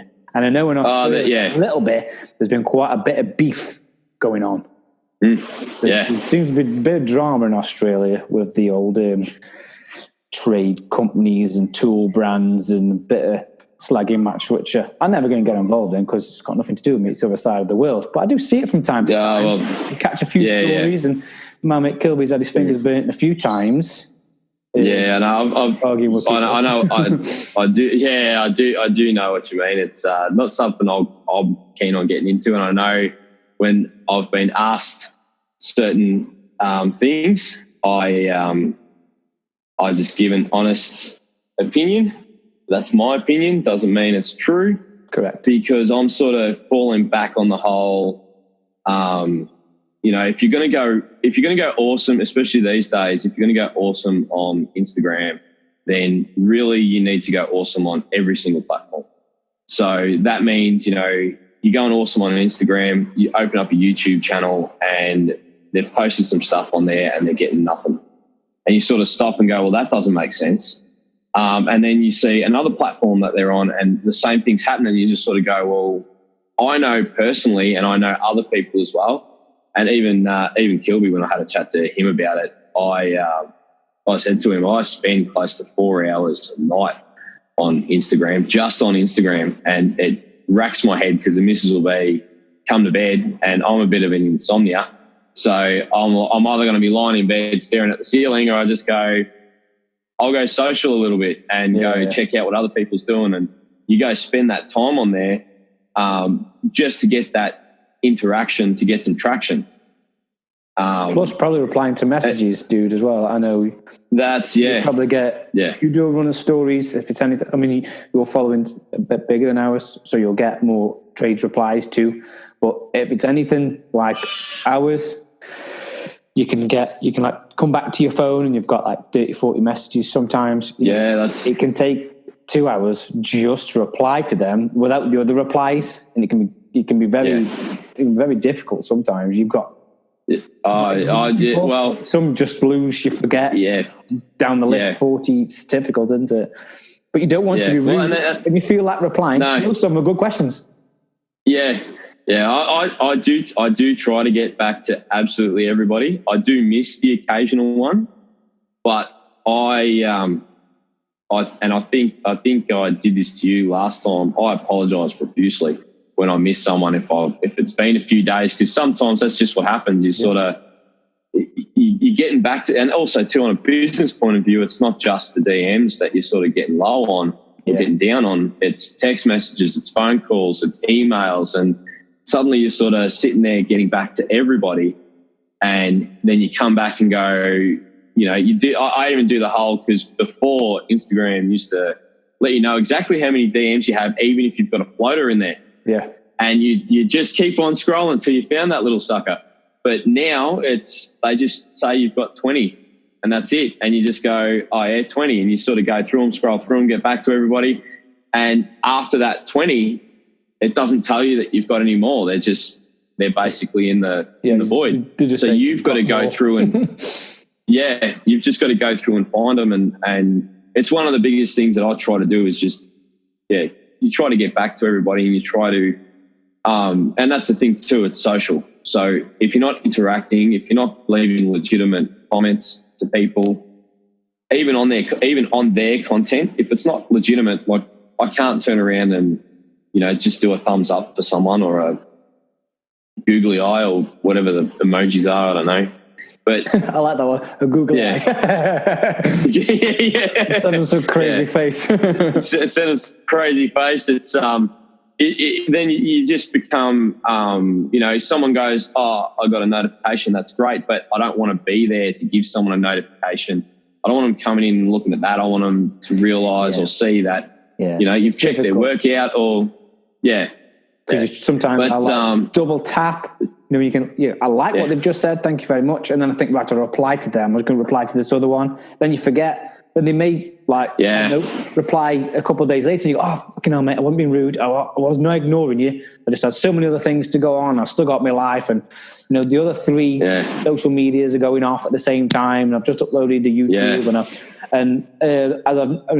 as we both know now because we've spoke on TikTok that platform can skyrocket in another level as well, and people should definitely get on board with that one, I believe. So I know you've had some TikTok viral videos, really, haven't you? You've had some millions of views. I think I've got 3 or 4 that have really took off. Hit, really, but insane. It's different, isn't it? It is different because you're sort of saying on Instagram, people know who you are. People, no one's going to leave, or even if they do at the moment, actually, if they do leave a negative comment on there, and I'll revert to my my coping that I did with a jigsaw on Instagram. I think I only had one person state to cut a miter and cork it. And I'm pretty sure I let loose on him on Instagram. But then on TikTok, they come in fast and hard. And all of a sudden you sort of stop and go, you literally can't get back to everybody because you're talking about 3,000 comments. And it's just like, what the frick is going on here?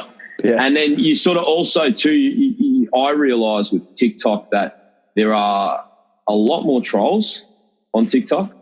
I think it's because it's like say people aren't investing in your profile like Instagram. So Instagram is very much, I like the community on Instagram, the whole, everyone that I speak to regular, people that come involved. I just find it a nice platform. And I think that's how, obviously it's changed a bit. It's far more monetized now. You can't seem to reach the people that you used to reach. But, that's just business now. And I'm over that now. It's just Instagram shot itself in the foot a bit, I think. But at the end of the day, it's got to make money. Whereas with the TikTok one, at the minute, it's like it's like Pandora's box. One time you can open it and you can get 1,000 views, for example. The next time you can open it, you got 1,000 views in like 10 minutes. And then you notice 20,000 views, 30,000 views, 40,000 views, 50,000 views, 6,000 views. And obviously that's a lot. Whether then people, and obviously you can go through the analytics and you can go down it exactly as accurate as you want. But obviously you can't do anything else other than watch videos. That's right, yeah. People can go to your profile to follow you, but I think it's not so much about that. I mean, they will follow you if it's something they've automatically found interesting, so you will get the followers. And then the followers seem to go sky high. But no one's DMing you. Yeah. No one's going, oh, Anthony, they'll comment on your video, won't they? And it's that 15 seconds or 60-second video that they're commenting on. They're not interested in you as a family man. They've not seen your workshop in the garden. I say garden, workshop on your fucking 10 acres. It's a bit different. Stuff like that. So it's very immediate. So if they're watching a video and you sharpening a chisel and it gets 10 million views, there's going to be at least 1,000 people there who are going to say, you fucking doing that wrong, whether you're doing it wrong or not. And you're not even going to hesitate to think, I'm affecting this man socially. I'm going to hurt this man's feelings, which they aren't, because at the end of the day, I'm not saying that. But that's just goals, isn't it? They're just like, that is sharp and too... Why are you sharp? Or the other guy will be like, you don't need it that sharp. You know, there's always the chalk and the cheese. It's mad. You'll have one guy, that was perfect. The other guy, that's too sharp. And then the other guy, that's not sharp enough. And you're like, oh, fuck me. What do I do now? Do you leave him to it? Yeah. It's impossible to reply to all of them. That's exactly right. And that's where sort of entering into the whole TikTok to start off with, it's mind-boggling, because it's almost like you are Pandora's box. You don't know what's going to come, or you've entered into a country that you don't speak their language, and you're just like, what the fuck's going on here? See, now I was about to say that. Did you think when you got it, like I did, any social media platform I have a look at, because obviously as a business I think it's a great tool. So I'm looking at things thinking, right, well, what's self-promotion? Because this is how we do things. I don't advertise in any way, shape or form, other than we just use social media. So then I looked at it and I thought, I don't get this. Predominantly at the time, it was mainly Asia, wasn't it? There was still some other countries involved, but mainly Asia, and it was mainly like dancing videos or quirky videos, and I didn't understand it. So I just put it to the back burner and forgot about it. And then someone else mentioned it not long after, and then there was just kids dancing on it. No matter what I went on, there was just kids doing dances, but they're like millions of followers and, you know, millions of views on the videos. And I was like, oh, fuck, wow, that's like insane, millions of views. So I just thought, I'll just dip my toe to see if it works with a brand, because obviously it's different. I am doing the job, so I suppose it is I am product, which means I am doing the job. So some of the videos are more interesting. And then I'm looking at it, I'm thinking that every update, the app was getting like, Crass is a video editing app now, like an amazing one with the songs and all the clips and the filters. I thought, right, I'll give it a go. And I just posted 2 in the week. And then one of them got like 60,000 views and like 1,000 followers and all the messaging. And I'm thinking, and all of a sudden you go, oh, fuck me. That's the new Instagram right there now. That's the biggest thing. That's exactly right. That is what Instagram used to be when I started in 2016. It was, you could post something. So at the moment with TikTok, I could post something. They've just brought in this new feature. It's been rolling in Australia for a little while, where you can now not reply to a comment with text. You can actually do a recording of you replying to the comment, and whether you're harsh or you're not. I did see that. I haven't used it, but I did see that come up. I wish that Instagram had that, because sometimes it is so much easier to get that better involvement, better engagement when they go, because I do it sometimes as well with DMs. Sometimes it's just easier to, get them to go for a wander with you. I do a lot of replies when I can in video. And then I'll say to people, I'm replying in video, don't find it weird, but this is going to save me 30 minutes today, because I can say all at once in 60 seconds instead of sending 20 messages. Unless I'm sat down at home, and sometimes I don't mind banging out text by text by text, but I will reply a lot of video or voice messages too. I think you can reply video stories, but no, you can't reply video posts. Yeah, video posts you can't. Yeah, so I know they've got the whole like their Instagram's got the whole reply feed really good, so messages aren't getting mixed up. Yeah. So you reply to something that's much more like what Facebook is when you reply to things. Where with TikTok, so they've started with this now, and it's good fun. I sort of take it as before now, because Instagram's turned into a monetized platform. I've now got to treat it that I still want to engage with my followings and followers and the rest of it. But at the same time, I need to be more specific as to what I'm posting about. So I wouldn't, for example, post about using a Japanese chisel and have a traditional handsaw there. I need to be very specific to what it is that I'm posting, and actually have a bit more of a better explanatory detail in there as well, because they've made it this way. Where TikTok, it's pretty much, I thought that it was, they did have a section there for a little while where they, you could only post your niche, so whatever you're doing, and as soon as you strayed from that, they just basically cut your views. Yes, I have noticed that move. has changed, because originally, you're right, when I used to post a video slightly off topic, because there's a few on our feed where they're slightly off the pattern I was adopting, then they fall on their arse, whereas on Instagram, them ones would do better. Strange. But again, I'm not doing it so that I get more on one. We're obviously just using the platform to its benefit. But like, I could post one on TikTok and it will have 70,000 views, 100,000 views, and on Instagram you'll struggle to get 7. And then the opposite way around. One I'll post to TikTok, it'll get like 1,000 views, and on Instagram, you know, I've had 200 messages, 600 comments, 300 likes. And you're like, I don't get it. But and I think you can, like you see, you can literally almost figure out how one operates to the other within a short space of time, can't you? Yeah, because I think the biggest part as well between the two is on Instagram, we've already got that community base that we're building. And even myself at the moment, I know I'm trying to engage with that, and even actually other people's posts. I know, like even with Diamondback, I think with even you, Scribe, I know I involved you in one of my comments in either case, but I'm just trying to keep the community tight, but at the same time just involve myself in it. So it's sort of like Instagram's a big party and we're in a big room and there is no, hey, you can't comment on my post. It's sort of, you've come in, you're in that room, you're in the conversation, you're hearing someone talk about dogs, and you go over there to listen to what they're talking about dogs and you say something about it. Where TikTok, it's basically there's a party 10 times as big. It's as noisy as hell. No one can hear anybody. Oh, the party's going bang off. It's So I think the biggest part that us Instagrammers and tradesmen coming over from the IG over to the Tik, we're used to what we've got. So we've got that following where we've got that social interaction, and we're like, we've got friends on there, and you're comfortable using the platform too, which is weird. That's right. That becomes normal, which is a weird thing in the end. That's right. And then you've got your TikTok.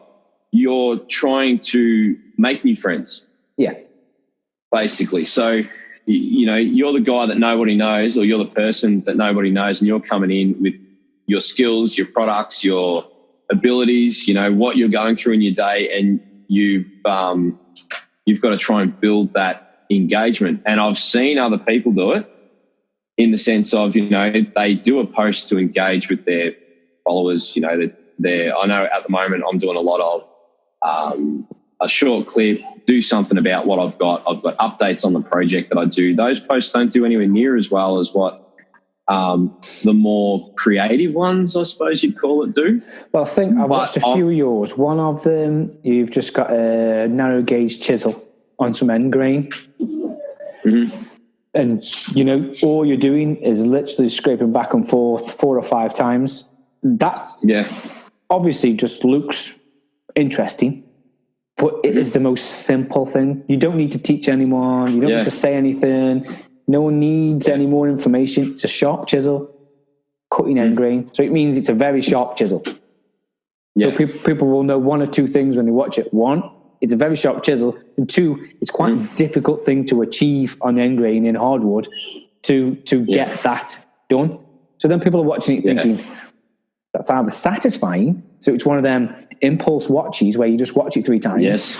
Or you've got the guys that are engaging going, fucking, that's a sharp chisel. And it's a good chisel. And it's a hardwood. And you're shaving off very narrow pieces with the hardwood. So they put all them pieces together in their head. Then before you know it, they'll watch your next one. But that one might bomb in comparison and only have like a few thousand watches or 10,000 watches. And the other one's got like 1.7 million views. But then that's the reality, that then 10% probably watched your next one, but got it, followed. Yeah. And then obviously for us, it's slightly different. And I don't know if you've got any affiliations with any of these brands and things, but I know we've sent you stuff in the past to try. And I know people will approach you in a similar way. You know, we find someone, you know, he's engaging with people. We need that feedback too, if you know what I mean, because then we get a broader range of feedback, if you know what I mean. So I don't single people out, because there's people with bigger followings than you and some of the other people that are doing it. But I'm not going to get the feedback I need, if you know what I mean. And the people that are following them aren't going to give me the feedback I need. You need to find the people where you think, right, I can see the work he's doing, I see the comments he's getting back. This is the group of people who are the same as me, who I can get proper feedback from. So in Australia, I'm thinking, right, there's a few guys who I know doing the job, doing it right, and they talk in circles, and they get proper feedback, proper questions. Whereas, like you say, some of the TikTok stuff, you just get the most random, batshit people. But your views are insane. But you can't ignore that either, really. So, like... you're getting the publicity you need, I suppose, or the exposure. You're trying to reach people that may then come to your profile to then say, I might get a job from it, or maybe a kickback from it. Obviously, if you're going to get something for free, then, you know, if it's good, brilliant. If it's not, you keep it to yourself sometimes, or sometimes you just say, shit. Buy this thing. It's a pile of shit. Don't buy it. But then the people that are following you and watching you trust you then, because they know you're not a sellout. That's exactly right, and that's where I think also with the TikTok, when you do get those people following you, even if you do get the trolls with the negative comments, I think now, because on there it is growing slowly, sometimes it's just nice to sit back and watch them fight against each other. It's like much like our intro with gladiators. It's like sometimes you just sit back and just go, oh yeah, I don't need to get back to that guy because this guy just tore him a fucking new one. So it's basically all fine. But then you do, because you're putting it out there on what you're doing, and at the end of the day, it's, I think, if you be like everybody else and you treat the platform like everybody else does, you're either going to get that that famous status, we'll call it, but you're going to be hollow inside because no one's going to relate to you. No one's going to come in and go, how did you get that sharp? Or how did you use the shameless plug here, Uscribe, in that way? Shameless plug. I don't understand. Plug the shit out of it, mate. Tell everybody. I have got no problem with self-promotion whatsoever. But no, I know what you mean. Mate. You wouldn't want people coming to your page and asking you a question, and then because you just sold out and you just used something quick for the views, then not to be able to back it up, because then you'd get found out pretty soon. People would call you out as well. So it wouldn't actually work in your favour, would it? And I think that happens a lot. I think some of them pages, they can't back it up. The best thing that I could probably say that TikTok is, and everybody that is listening to this, they should jump on it for a start. And secondly, I reckon that you'd almost say that this TikTok is YouTube on steroids. It would be a good way to be the biggest platform for a lot of people very quickly. What I saw, and you've probably seen it too, is that I've had it for quite a while, but I didn't use it particularly at all for a long time because didn't get it. It was just, I just thought it was mad as a brush, because like anything new, it takes a little bit of getting into. And then when I got into it, I saw a few people that I know or kind of see, and everyone's shot up pretty quick, who I find got relevant and decent enough content from their other platforms, if you know what I mean, because it works, it transpires. They've had to change it for the platform because TikTok's completely different than Instagram. But when all the celebrities all of a sudden, before the lockdown, were jumping on it and their adverts were coming up, I was thinking, right, that if celebrities are being told, because let's be honest, most of them fucking aren't even bothered. They haven't got the time. If their people are saying, grab your phone, do a TikTok, you know where it's going. When I saw that and I saw a lot of people's followings shoot up, that's when I had to go. I mean, again, as a small brand, it's never going to transpire like that. It won't blow up like that. But even if, I think we might have like 5,000 followers on TikTok, but the followers, again, it's a bit different. If only 1% of them people came to Instagram, that'd be 50 people. And out of them 50 people, if 5 of them liked it, they might have bought you Scribes. I downloaded that app for free. It didn't cost me anything. You know, that app could have made me a couple £100. I did nothing. I was posting a few videos every now and then.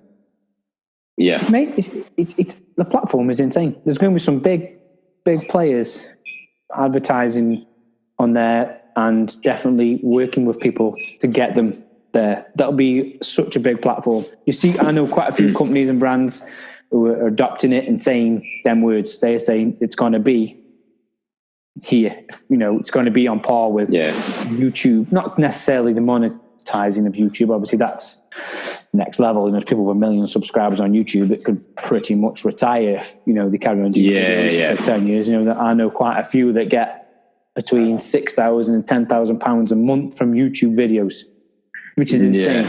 That's without sponsorships or anything. But it's a very time-consuming job, or they've got people involved because making videos, editing videos is different than audio or different than adding pictures and a bit of text to Instagram. It's, you know, really time-consuming. I've tried it myself. We've got a bit of YouTube that I did myself, and just to get them videos shot, all the different angles you want, set up cameras and all the editing. And then, you know, the programs for editing, then put it on your computer and make sure it's the right ratio, then uploading it to YouTube. Oh man, you know, then the day's gone. A whole day's gone and you haven't even finished it. And you've got to work. And you get, that's exactly right. When I was younger and I jumped on there in 2017 for YouTube, I remember doing I like it because it's obviously creative. Same with Instagram, even though it's changed a little bit. It's still, you've still got to be very creative. Otherwise, you're gonna make people disappointed. They be bored quick. They get bored quick. That's So these days, people's attention span's zero anyway. So it's like creative wise, I really enjoyed it. It's just one of the videos I did that was cutting the dovetails by hand. It's done really well. I recorded that because, as you do when you start with speaking and talking into a camera, you make a lot of fuck-ups. And the bloopers sometimes are like mint. And you just sort of go, fuck, like I spent 4 hours recording that, and then you're just absolutely zonked at the end of it. I spent then to bring that 4 hours down, you've got to cut it the first time and you've got to cut it the second time. I brought it down to like 31 minutes. I thought, fuck, that's a long video, 31 minutes.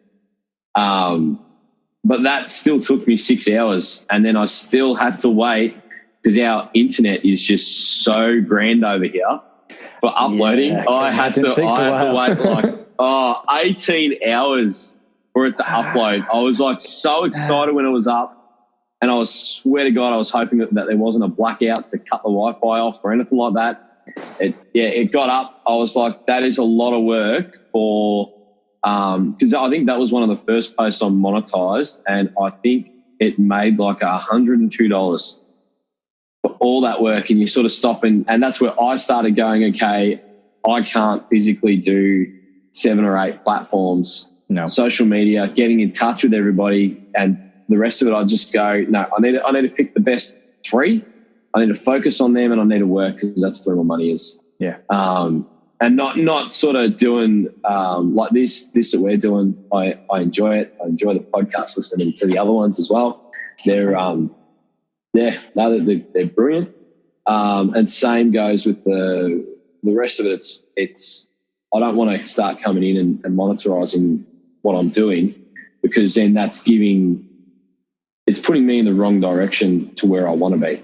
Well, I'd rather do. Yeah, you've got to make one or the other. Then I mean, if you manage to get yourself in a position where I don't know you're getting 10,000 plus views on YouTube per video, there's a possibility then if you were to do 3 or 4 in a month, it may slightly be worth your while.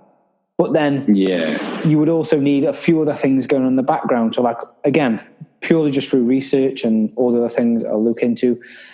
Obviously sponsorships and people like paying into these like patrons. Have you got Patreon systems? And so I feel weird with that.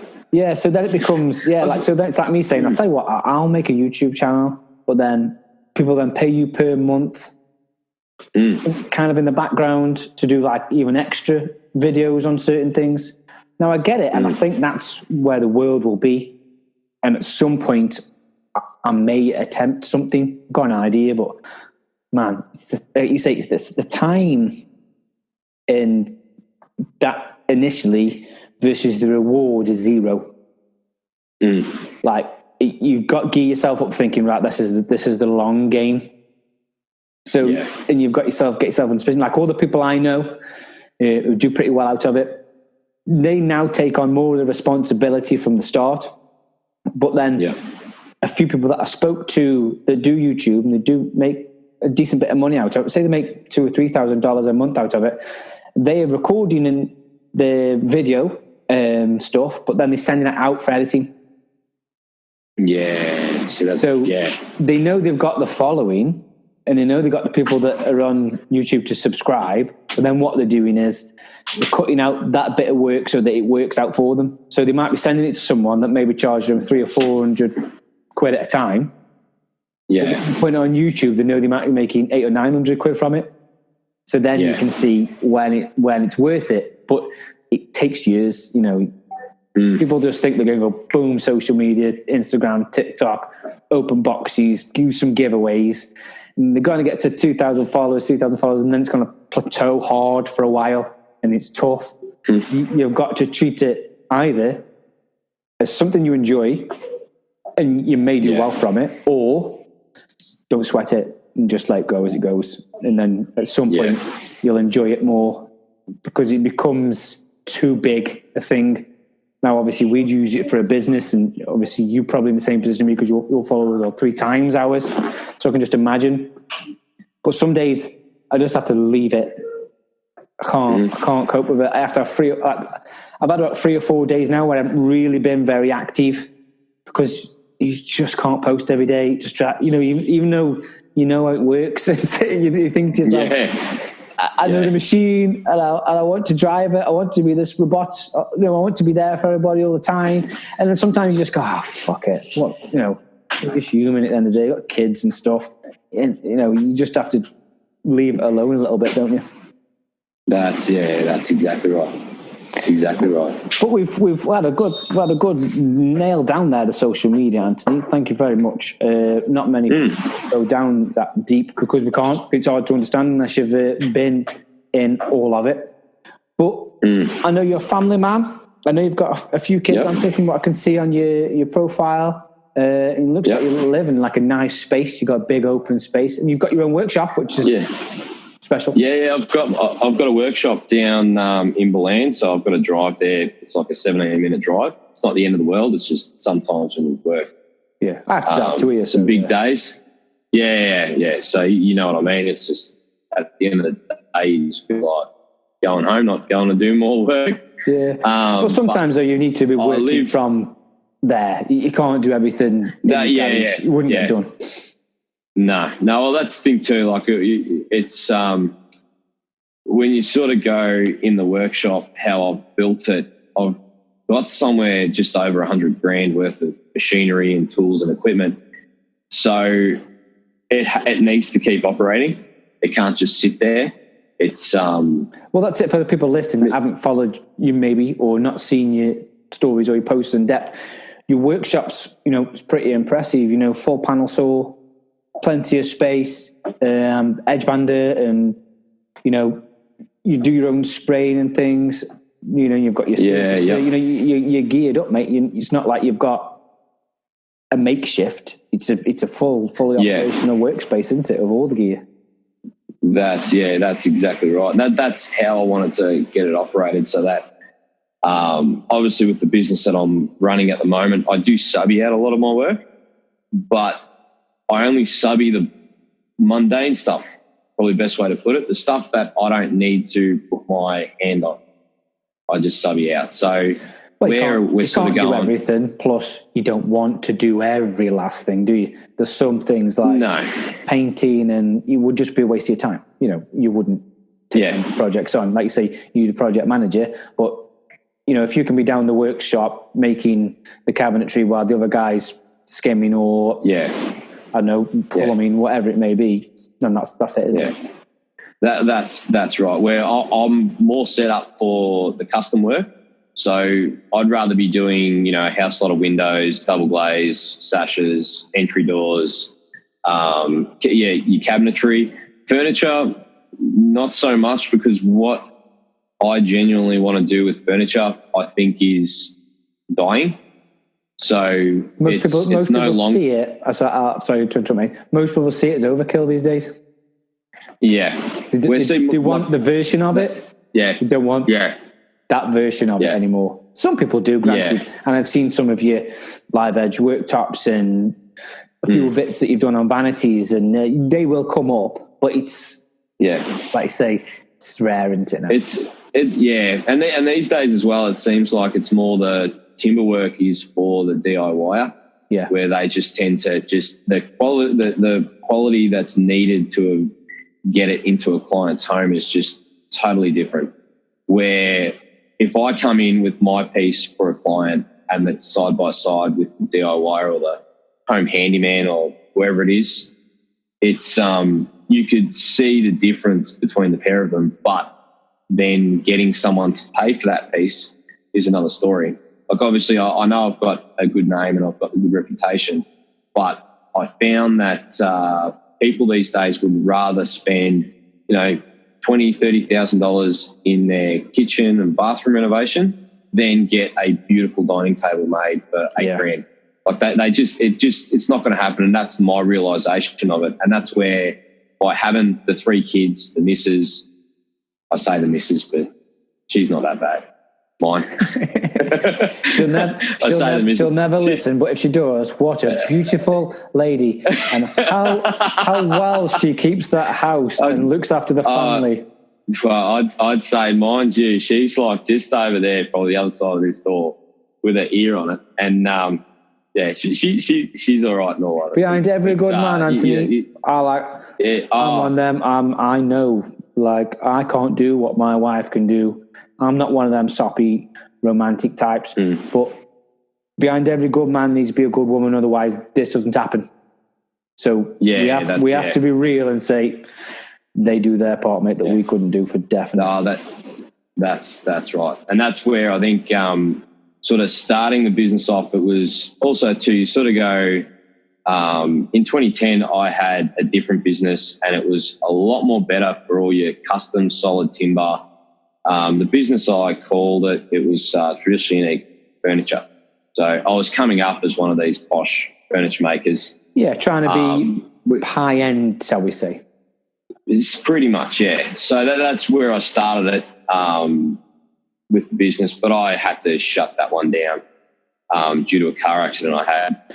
You know, I wanted to touch on to that, but if you could tell us that story, I know we'll waffle on, mate, but don't worry, podcasts can go on. Yeah. But I can remember seeing some of your posts early doors when you were struggling with your back, and I didn't know the backstory until you eventually told it on one of your stories. So was that company pretty much ending because of your injury? Yeah, pretty much. I had to shut it. So it was like painstaking. So the business, so when I say painstaking, not the accident sucked ass, obviously, but the business was at a point where I was ready You're trying to say double painful, aren't you? So the business was at a point where I was ready to put a couple of blokes on. We were ready to build a brand new factory, get bigger, because I just had so much work on. Yeah. And back then, it's funny, like, or I should say it's not funny, it's more interesting because you end up getting burnt by going through these things that you find out in life. And you go, I'm talking to other people, and they're saying the only way to make money is to, work for builders, work for volume stuff, and like get it in, get it out, keep things moving. And that's where that business was sort of going, even though I didn't like it. It was more, again, it's just paying the bills, doing that type of thing. You've got to be realistic, sometimes in an unrealistic situation. Yeah. So we had, first up, we had my wife had our firstborn, 7 weeks prem. So he was... Right, yeah, so a little bit nervous beginning there. But yeah, well, I was like 27, I think, 27. First time dad, and it didn't even hit me until we were taking him home that he was my son. I was too terrified to hold him. Like his head like fitted in the palm of my hand, and his legs finished like right here. He was only like this big, tiny, and it terrified the absolute crap out of me. And at that stage, I nearly. So we come home, me and the missus come home. He stayed in intensive care, and it was one night. The missus bled out. It was probably about, I reckon, 5 days after she come home, she bled out, and she went as white as a sheet, and I rushed to the hospital, which is, for us, it's like another 40 minutes away. And I was in the hospital. It's a bit of a scary drive then, mate, I could imagine. Yeah. Not close. So she, especially when that's happening, she was like, it was, not to make it graphic for anybody, but if you... Real's real, mate. You've got a Real's graphic real. mind. Yeah. You can picture it. Basically you get a cup of water, like a couple of cups of water, and just drop it on the floor. That's how much blood came out. And when it's not clear and it's red, it was like, I was in panic mode, something chronic, and got out there. The doctors didn't hook her up to the IV or the water, and she needed to go to the toilet. She passed out in the toilet, and she was done. I heard a buzzer go, so I don't know if she hit the buzzer or if there's a sensor in there to tell when someone's fallen. Yeah. And then they wheeled her out, got her on the bed. They couldn't find her pulse for close to a minute or two, and I thought that was it. I was going to be, single dad then, single dad, and that's it. Shit your pants. So I basically, because of all this that happened, I ended up stuffing myself up because I started doing more at home to help. Yeah, of course. Which no one's ever going to say that's completely. I'm pretty sure, mate, if we'd all seen or been through that, we'd definitely want to be at home more, 100%. Yeah. So then from there, I think I reached the point where because I think I was getting up for the nighttime feeds because he wasn't breastfeeding; it was by the bottle. Just to give father. Well, if you couldn't breastfeed him anyway, mate. Oh no, that's right. There's things we're good for, but that's definitely not one of them. It's one of them other things those blokes are no good at. Mate, that's why I like the second one and the third one. It was like, here you go, just grab them out of the cot. Here you go, nothing I can do about it. When they're bottle fed, it's us. So I was literally tired, exhausted. I started going back to work doing full time. I think the whole thing went for about a good 4 weeks that we were going through this stuff and me sort of helping her a lot more. Yeah, you felt comfortable. Yeah, I felt like she was going to be all right. So even though I was tired, when you're young, you keep doing what you're doing. And some of the hours that I used to do, close to 20 hours a day, sometimes more, sometimes a little bit less. I do a lot less now because you live and learn. I got a phone call from a client that lived out by the border. So they were they're about 3.5, 4 hours away from myself. Gave me a call and said to me, they put on a good sob story that not that I fell for, but I felt sorry for them because they couldn't get any tradesmen out there because they were so far. And I said to them, look, yeah, that's fine. I'll come and give you a hand. And I think they had a budget of like 15 grand for a kitchen. And I was like, all right, I reckon I can come out and help you. I can make it worth my while, so I'll figure it out. Yeah, the deal. Pretty much. So I got up early in the morning, hopped in the car. I went driving down there, and I was driving on a gravel road out to this middle. Literally, you say Australia is such a large country. I was in the middle of nowhere. I didn't at the time, and this is a learned thing. I didn't tell them this is where I was going. I didn't tell. Like, my wife had the address where I was going, but she didn't know what roads I was taking. I didn't give her a copy of the map where I'd be going. But you probably thought, until these things happen, you wouldn't think about doing that, would you? It's just, I'm just going to look at a job. I'll be back late today because it's so far away. Yeah. But you've got some correspondence, which is, standard really, isn't it? That's right. Well, now obviously things are a lot more different. But I went driving down there, and I reckon I was literally 15 minutes away from the client's house. I was driving down a dirt road. I was going about 60. It was a 100k road on a gravel road, and I couldn't go past 80 because the car was failing. Yeah, driving through, there was a crossroad. I didn't see the stop sign because it was blocked. Like, there was a willow tree blocking the sign. Another car was coming in the other direction. I just basically locked the car up. The ute spun around 360, and I went straight through I didn't hit the other car. The other car was going pretty fast. They didn't even stop to see if I was okay. But probably at the time, the only 2 cars for miles, which is pretty much. Pretty much, yeah. Given how fast they were going, I reckon, that would have been right. I went through the crossroads. I went. Obviously, at this point, I lost control of the car, went down the embankment. The car went up in the air, and the chassis of the car impacted with the ground. At the time, I remember it. I just don't remember being in pain until after I saw the client. Shock. So the car was pretty much, my adrenaline was going. So I had to dig the car out and push it back on the road myself. And I did that. Like, it felt like I did that within minutes. Like, put it in neutral, and I just gave it a rock and pushed it back on the road. I've heard I've had a few stories, though, Anthony, where adrenaline saved people's lives. And I think that human bodies are amazing. A few stories that I've heard, a few people, they've had crashes and then they've suffered terribly after. But at that time, for whatever reason, the adrenaline in the body got them out of the way, got them up, got them out of things. And when they look back, they go, that's impossible to how I feel now. Yeah. But your body basically saves your ass for that next 5 minutes. Yeah. And if someone doesn't come in the next 5 or 10 minutes, that's when you fucking start being in trouble. So by the sounds of it, you almost get like a superhuman 5 minutes where your body's so full of the drugs that your body can produce that then you're almost like a superhero for the next 5 minutes. You just don't know what's going on and you feel fine and you get yourself back on the road, what it sounds like. And then boom. Yeah. That's to a T. So you literally got the car back up to the road then. Yeah, got the car back onto the road and then started up, and I was thinking to myself, like, when I hopped back in the car, I was like, oh shit, like my back's really sore. Just in one specific spot, it was really, really sore.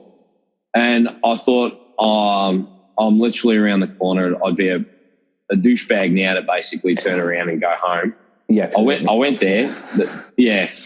there. That's the mentality. Yeah, that's it. I've hurt myself. I'm here now. Come on, stop being a fanny. Pretty much. So I get in there, and I was feeling it when I got out of the car.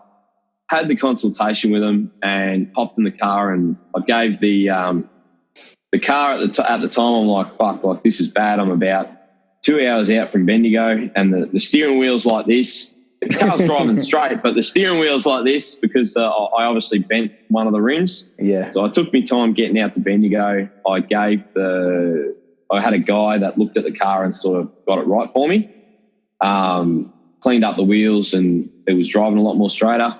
And then I drove from there all the way back to home, which the missus, I ended up getting a good scolding from the missus. She made me go down to the doctors. And the doctors is like, they treated me like I was paraplegic. They had me hooked up with a neck harness, and they were telling me ambulance is coming for you. We need to get x-rays. We need to do this because it's where you're feeling pain isn't right. I'm like, okay. It was quicker for us to drive to the hospital. That's what we did. I was there for... It's mad Australia's mad. Yeah. You just drove 4 hours, snapped your back, consulted with somebody for an hour, drove 2 hours to get your car fixed, drove another 2 hours to get home, to be told by the missus, right, we're driving to the doctors, for the doctor to say, the ambulance is coming, for you to say, nah, I'll drive. Yeah. Pretty much. So we got down there, they took x-rays. They didn't actually tell me that my back was broken. I was walking around for 3 weeks. I was still working, in a lot of pain, but I was still working because we needed to pay the bills. Gosh, yeah. And I think I took about 1 week off, and then I had to go and finish off some jobs so we can get some money in. They ended up taking me such a long time, and the doctor said to me my back should have been better by now. We need to send you off to physio. Physio said to me we need to get a CT scan, and then long story short, after I got the CT back, he sat me down, and then it was like a totally different scenario. They had me locked up, my chest, everything locked up in a full harness. And he goes to me, you've broken your back, you've crushed your spine, you've shattered your vertebrae, you've got wedge spinal fractures. From the impact, I've got a permanent scoliosis of the spine. And he just said to me, I don't even know how you're walking. So literally, just by a hook or by a crook, literally somehow you were standing upright when they're basically saying you're millimeters from, I don't know. Yeah. Worse than they pretty much all they said is I'm lucky that I didn't I mustn't have damaged my spinal cord, which was the only reason why I was up. And all that pain is from the wedge spinal fractures and the vertebrae that I shattered. It's so the incident I've got, or where the accident is, it's in between my shoulder blades. So I've got 3 vertebrae that I've lost 20% on one, 40% on another, and 30% on the last. And I've pretty much lost like 30 mil, or just over, what do you use, metric or imperial? You can use either. 30 mil. Just over an inch for our fellas. Yeah. So just over an inch in height. And then from there, it was basically... So you're actually smaller.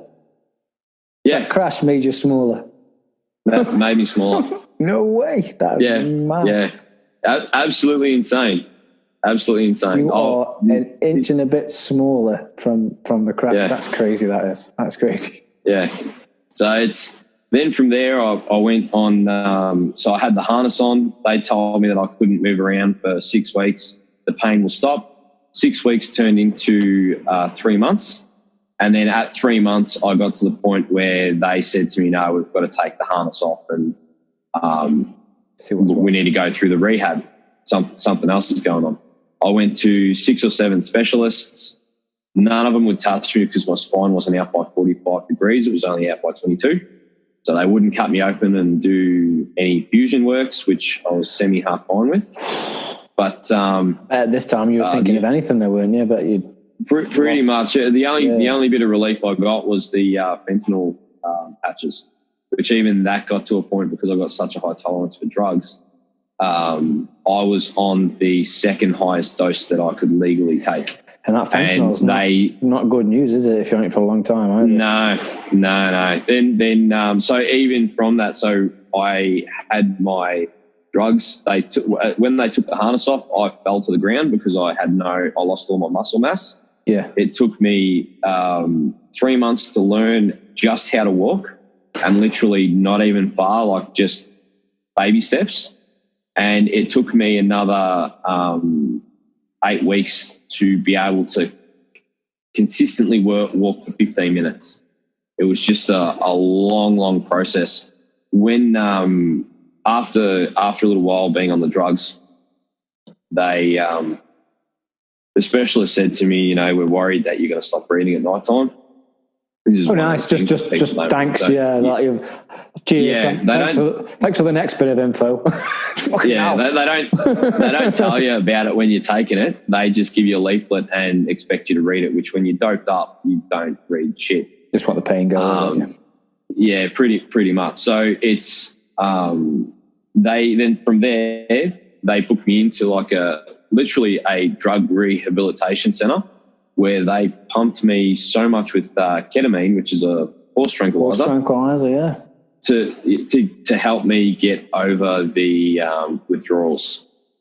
So, and the withdrawals, it's one of the worst pains you'd ever feel. It's like 3 times worse than having the proper flu. It's really, really bad. No way you can see. So probably you can sympathize in one way, because obviously it's a selective choice, but you can sympathize with maybe some people that have got some serious addiction and why they are addicted, because the pain of coming away from some of these drugs must be horrific. Yeah, and that's half the problem with these people. I understand it, but they didn't have, like, I was lucky it was all paid by. That's it. It's a selective. Right? They wanted to take the drugs. You're basically a moron for doing it if you've got yourself in that position. I mean, that's a very difficult thing. As people take drugs for other reasons. Yeah. But we won't go into that more. Like you see, you can literally sit there and go, I've had to go through rehab, but without a choice, because it was either crippling pain or not being able to breathe, or get off the drugs. That's pretty much that is insane. Yeah. And bearing in mind, you go back to the crash, you got up, you got out, and you moved your car, you did all them things. And then now you can't walk. You got to learn to walk, and you're struggling for breath. That's mad. That is insane. Yeah, that is insane. Yeah. So like I say, I know what a hangover feels like, and that's the you feel like death then. So I can only imagine what 3 months of weaning off high medication must be. It must have been horrendous, dude. Yeah, look, to be honest. And to be brutally honest, I reckon the first day was awesome. The first day was like, it was really nice. Rave. After that, you sort of hit that peak in the first day, and then the rest of the days that I was there for 7 days. I was itching to, like, I wanted to get home. I had enough of being there. Yeah, it's because of the ketamine too. Like, you stop feeling your skin. You stop, being able to function properly. You can't walk. You can't. Like, I was walking to go to the toilet that was literally 10 meters away, and it felt like I was walking on the wall as opposed to walking on the floor. So you're just like on a 90-degree bend, and you're walking. Out-of-body experience at the same time. Yeah. I'm just going for a piss, but I feel like I'm on the moon. Yeah. That's definitely crazy. Don't recommend it. So, but now, unfortunately, I've still got chronic pain that I've got to deal with, and that's with me every single day. And the best way for me to explain that is, on a normal day, it would feel like someone's got a knife and they're sticking it in between your vertebrae and just giving it a bit of a jiggle. Oh man, so you get up and that's then every day. You pretty much feel like there's someone stabbing you in between your shoulder blades every day. Every single day. And when I'm really bad, it feels like someone's like literally attacked me with a sledgehammer. So what do you have to do? Do you have to kind of not medicate all the time, because I can appreciate that's not healthy, but then sometimes dip into it because you just can't? I don't touch drugs. You leave it now? Yeah, I'm 100% don't touch any form of drug. The only thing I do is when I do get really bad is I have a drink or two. Yeah, I think we're all, just to take that edge. Nobody's going to say you're not allowed to be a mate after all that.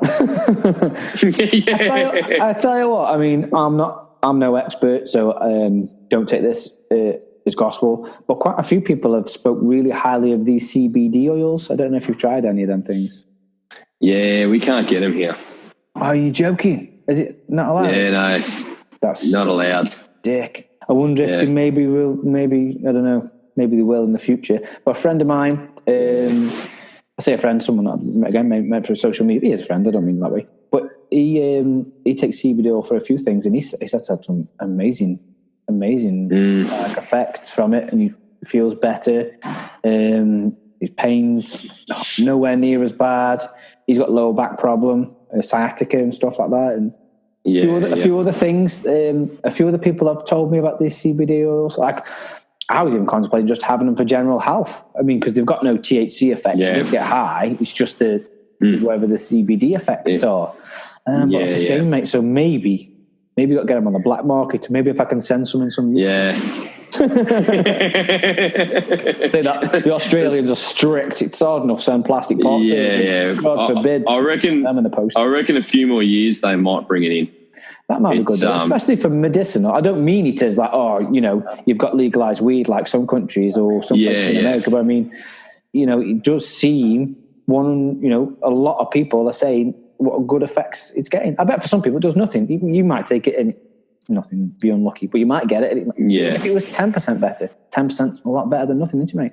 Absolutely. It's all it is to take that edge. But you're lucky you're standing and you're walking and everything though, dude. So I suppose one respect, your family and your kids and your wife and everything you went through over that short period of time, a bit of pain probably now you're thinking is not a big deal, even though some days you probably think, fuck, go away. Yeah, so look, a lot of the days I do turn around and think to myself, how the fuck did I get that done?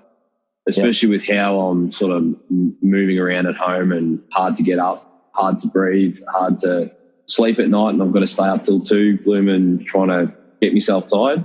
Yeah. I imagine that's had a bit of an effect on your chemicals in your body in the long run. It's just going to happen, isn't it? Your body's an amazing machine, but you can change it and alter it, and that's how it works, isn't it? That's right. And I think too, that's where obviously we've all got ambitions and we've all got ideas on where we want to be. With myself, I'm trying to grow the business to a point where I'm taking more of that managerial role. Yeah. And just because I know every year at the moment I've felt it worse. Yeah. And by the time I'm in my 40s, 50s, I don't want to be that grumpy ass tradesman that has to keep paying his bills and has to keep doing the work. I'd rather just get the people that sort of see my ambition and dream and sort of go, I would rather, scribe all day for you than cork for the guy down the road that's paying me less than what you're going to pay me. Of course, yeah. Like, it just gives you purpose, I suppose. It's probably the best way. If you can build on the ethos that, you learn early on with, the teaching and the mentors and all the amazing things that you did as a kid, to now, obviously, from a bad situation, make a good situation. And if you can almost become the mentor now, Yeah. But then people, obviously, in return, make you money because they're doing the work on their jobs. If you can grow your business,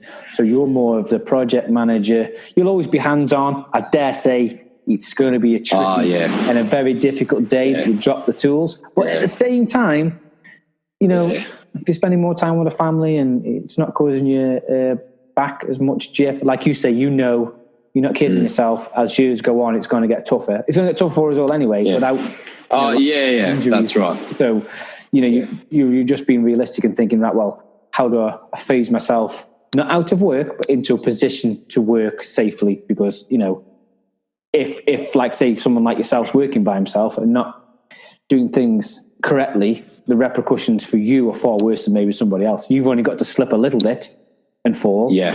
And that effect then on your family and yourself, which you probably think about all the time, is catastrophic. Whereas if you're paying somebody else to do it and they're doing it safely, one, they shouldn't be falling, but two, if there was an accident, you might not be the worst outcome. You know what I mean? Where you've got to be thinking at the end of the day, you're not chucking someone under the bus, but if someone are doing these jobs for you, it's less likely the risk for yourself. It's not saying that you're putting anyone else at risk. The job's the job, isn't it? But and that's where at the end of the day, when you're on the risk, job site, accidents are always going to happen. Oh, granted. And at the end of the day, I think it's I think that's probably the biggest thing, is just having those guys that want to work passionately, I suppose. Yeah. That's probably the hardest thing. It's definitely got to wash through. You've got to work with people. Yeah. They haven't got to be the same as you, but they've got to be the same work rate, and they've got to have the same passion, because we all get there differently. And obviously being different is what makes us all who we are. And what's brilliant about some of these podcasts is even about fantastic stories and how people go about doing different things but getting the same outcome, if you know what I mean. Yeah. We're all doing it our way. Yeah. As long as we all get that final finish, the best finish that we can. Happy days. And that's probably the biggest part of that I don't talk enough, because I know I talk a lot about trying to do things perfect, but we're just trying to basically make it as good as we possibly can. Some of us have a higher skill set than others, but even the stuff that I do, it's not perfect. There's always something that I know that has happened in it that no one else will ever know, because you're really good at hiding your stuff. Experience that is, mate. Yeah, that's right. You know yourself, and I know myself. Sometimes you can be playing in a piece of wood and then it'll splinter off. Now, the only way to repair that then is to sand that little bit away. So it might not be as perfect as the other part, but overall, that 0.5 or 1 millimeter is not acceptable. It's still amazing. It's just that part now isn't that part. And that's not because you cut it wrong. That's just because this thing happened. But you know how to get around it without creating an issue. And that comes down to experience. Like you say, people have a different skill set, but sometimes the biggest skill is that bit of experience, what to do in a bad situation. That gets you out of some shit fast. Shit, yeah. Because that panic you get when you make something or do something wrong the first time washes over you, doesn't it? And you sit there, and no matter where you look, your head's spinning. You're like, I don't know what to do. But then the next time you do it, because you've solved it, you're almost like, right, I'll do that. I sorted it. And there's no panic. And then you're like, why I had a big panic the first time? But we all do it. Yeah. It's normal, like you say. But it goes back to the earlier conversation. It doesn't happen on the £5 pair of hinges.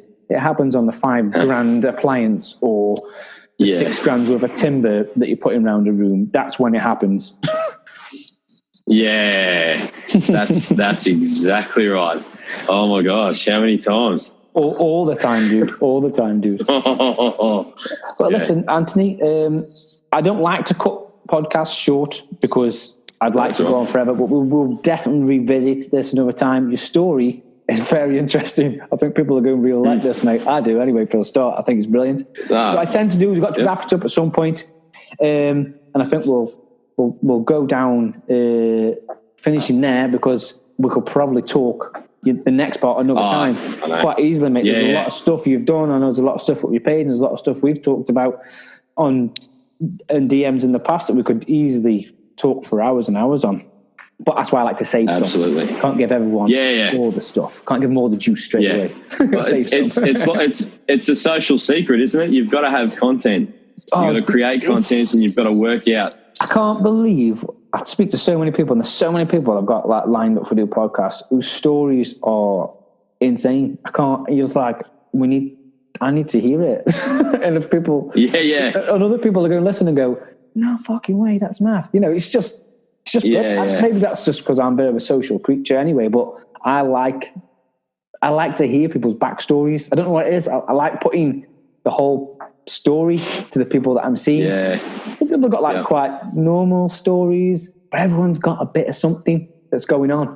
Some have got more interesting facts. I mean, that with the car crash and everything, dude, insane, isn't it? But then, you everyone's got a little bit, and I think that's what we all like. We all like hearing. We're all real. No one's special. That's right. We've all got a shit going on, but at the same time, we're all the same. We're all the same. That's exactly right. And I think the biggest thing there is, at the end of the day, it doesn't matter what you're doing in life, but you're only going to make a difference while you're here. Exactly, mate. There's you've got as soon as you're gone, you've got one shot. I'm not a believer in God, so I'm not going to. I do say the Lord every now and then, but I'm more of a. You hear we're not going down that route this time. Maybe another time. I don't want any. I was going to say I do too, but don't want any Bible may not like people, my conversations. Don't want any religious people feeling offended. It's just my view. Look, I think the biggest part there is people need to realise we're tradesmen. Yeah, and that's right. We do like to have a bit of a, bit of a joke. Sometimes we find things a little bit funnier than what other people do, but they just need to don't take it so seriously. Most of them have got a skewed sense of humour, and what I find with most tradesmen, I don't find having a conversation's ever been a problem with any of them. And within a short period of time, we're taking the piss out of each other. It starts fast. You're already in. You're in that environment. You feel comfortable. This is how we all are. We've got a few things we like to talk about: the work, the tools, and normally food. Drink, and then when we combine the three, oh mate, you might as well just leave us for the weekend. We're in trouble. yeah. That's what we love doing. That's right. But what I've done, Anthony, I've got these quick 10 questions. You've probably heard me asking a few other people. So I like to just finish on this note. I think it's just their fun, really, at the end of the day. So I'm going to start off. You favourite food? Favourite food. Chinese. Well, that's going to ruin one of the other questions, but don't worry. Well, hang on. All right. No, it's okay. No, if you like Chinese, fine. No. Let me put it down to my favourite food is sweet and sour pork. Can't go wrong with that. Favourite sport? There we go. Soccer. Festool or Milwaukee? Festool. Yeah, come with tea or coffee? Can't believe you said Milwaukee. Well, you said Milwaukee. What the hell? I have to put another one at the end. Some guys I'll find them put Makitran. Some guys I'll put DeWalton. But I think, you know what? The answer's already there in front of me with a few.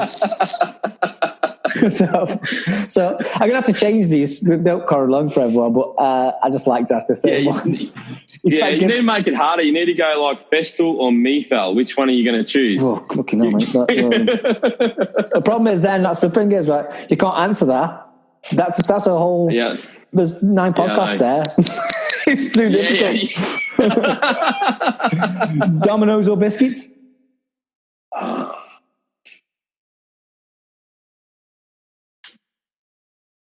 Biscuits. Tea or coffee? Coffee. Working inside or working outside? I do like working inside. Finishing work. Handmade or bought in? Handmade. Chinese or Indian? We know we've Chinese. We sorted that one out. £1 million or work for life? I'd have to go work for life. Work for life. Now, this last one, this would correlate to a TV program. You must have watched it. You haven't. You just kind of guessed. But did that bitch, Carol Baskin, feed Dawn to the tigers? Bloody hell, she did. Hands down, she did. Bloody hell, Cobber. She fucking did it. She's a fucking right nut job. She is. Tell you what, you could do a whole episode, mate, on that. I've said a few, and I think I might, if I get a chance, I'll upgrade me Zoom to Pro. I'll pay for it, and I'll get like 3 or 4 people in, and we'll just do a multicultural, cross-continental breakdown of the most ridiculously insane, good, bad program I've ever seen in my life. I'd still think it's just the most berserk amount of stories around one subject that's ever been. Yeah, and I think that's probably exactly what it is the fact that there has been so much happen to very few people that it's purely unbelievable. And if they didn't have a camera following them around, you'd write it off. Oh, you'd just say they're all batshit crazy. I mean, you would think they were telling lies because you wouldn't believe them things would happen. It's truly amazing. But like you say, maybe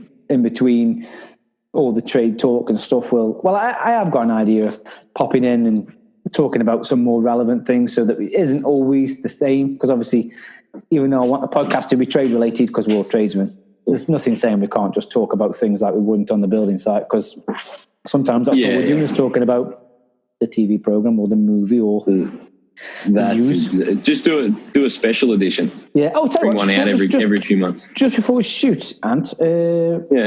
Obviously, we've been quite struck down by the coronavirus here. I suppose where you live, where you've been a bit more rural, have you just not really felt it so much? Maybe I'm just out of interest. No, we have. Because I suppose I've had the missus and kids have been on lockdown since all this has happened. So they're still shut schools and everything? Yeah, the schools reopen on Tuesday, the 26th. And I've got my two boys going back because they're going to do Prep 1, 2. Yeah. And I think they're doing 11 and 12. So I think the biggest part that a lot of us have been affected here, and this is probably a global situation, doesn't matter the fact that you've been, you can't go and work. If I wasn't a sole trader, I'd be in the same position as everybody else. It doesn't matter essential or not. I wouldn't be able to work. The construction sites, the majority of them have shut. Yeah. But then there's a lot of them as well that are still operating. Yeah. I think the biggest part is people's fear because they don't know what's going to happen, and like phones have stopped ringing. So jobs have stopped coming in, and I'm quite lucky in that sense though, because I'm booked up this year. Yeah. So for me, not to gloat, but for me in that scenario, jobs isn't one of the issues. People are the same, mate. The jobs that they've got and they've got booked in can all go ahead. So they're not panicking about that. Whereas like there's other people where jobs have been pulled back and the uncertainty is in front of us. So even for myself, I do more subcontracting these days because with the used scrap stuff, I can't run a business in the traditional sense because I haven't got the time.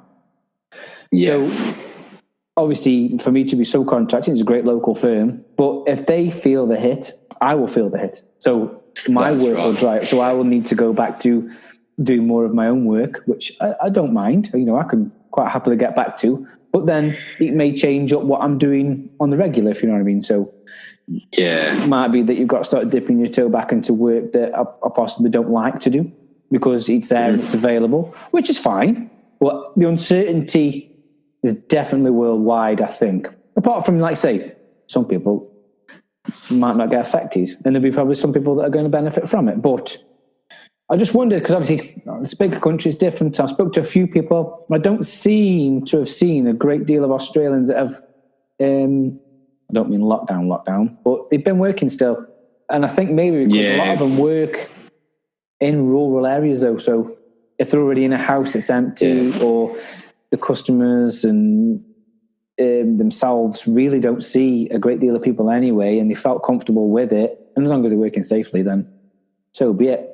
And we're all different. Like I said, I spoke to a lad, a friend of mine, Matt from America, Florida, seemed a little bit different there than here. Same, but different, Obviously, America got different ways of going about things than maybe there's Aussies and maybe us Brits. When we relaxed it now, we seem to be getting back on our feet and numbers are doing good, let's say for now, and touch wood for the start, because I, for one, believe we could do with trying to get back to some normality. Whether normality's changed now and we're all doing things completely different from here on in for a year or two, or forever. Well, that probably the only thing... Back to it, don't we? I mean, I'm not saying we need to be putting people in danger, but the longer this goes on, the end, because we're end users. I always talk about myself as end user. We're the last person in the house, or the first person in the house. We're in a house. Yeah. Now, if people aren't working, they don't have no work done. If that dries up, obviously, then we're in trouble. We have to start looking to the work that we probably don't like doing, or we're doing something else. And I don't want to go back to doing that if I have to. Selfish, I quite like my job.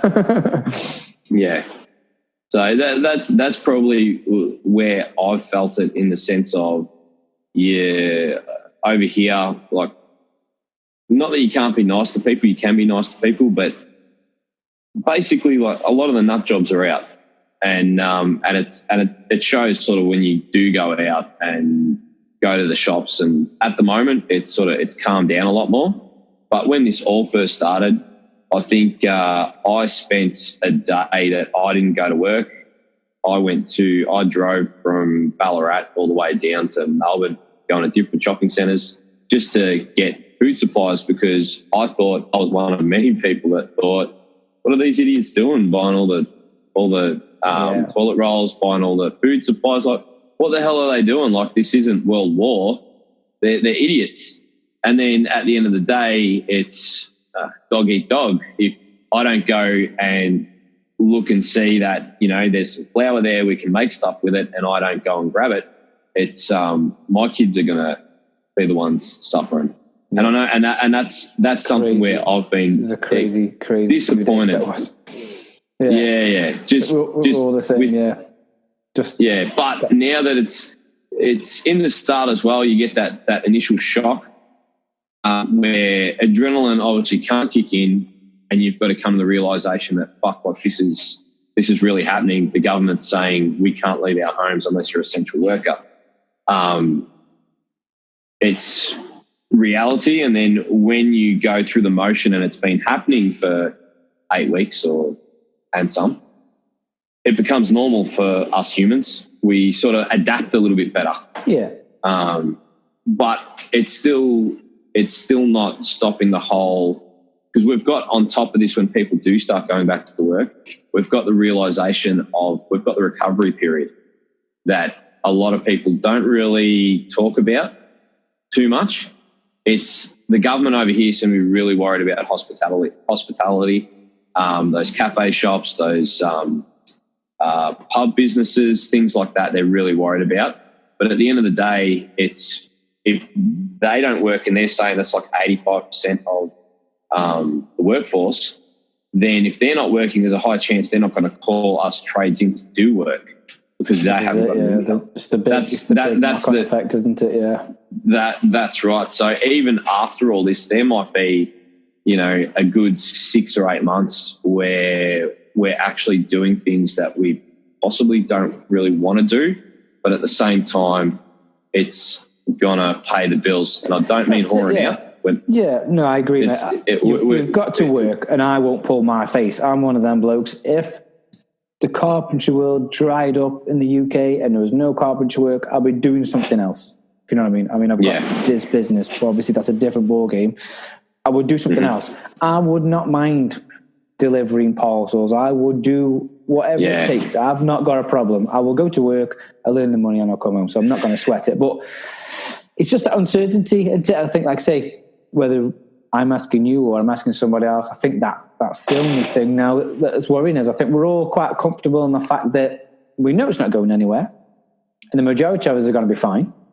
And that doesn't mean we shouldn't take it seriously, because we should. But at the same time, we've got to be positive. We've got to be optimistic. We've got to get back to work. And like I say, whether that means that we're not seeing our families very often or under different circumstances for the next few months, so be it. Because if we don't kickstart the economy and everyone can get back to doing the job best they can, oh man, I don't know. I don't know what the answer is then. It's already a mess. Yeah. Well, see, the other side of it that I think will be very interesting is, I think that the cowboys out there are going to end up having a lot less work, because people are going to be a little bit more appreciative of the skill force and where their money actually goes.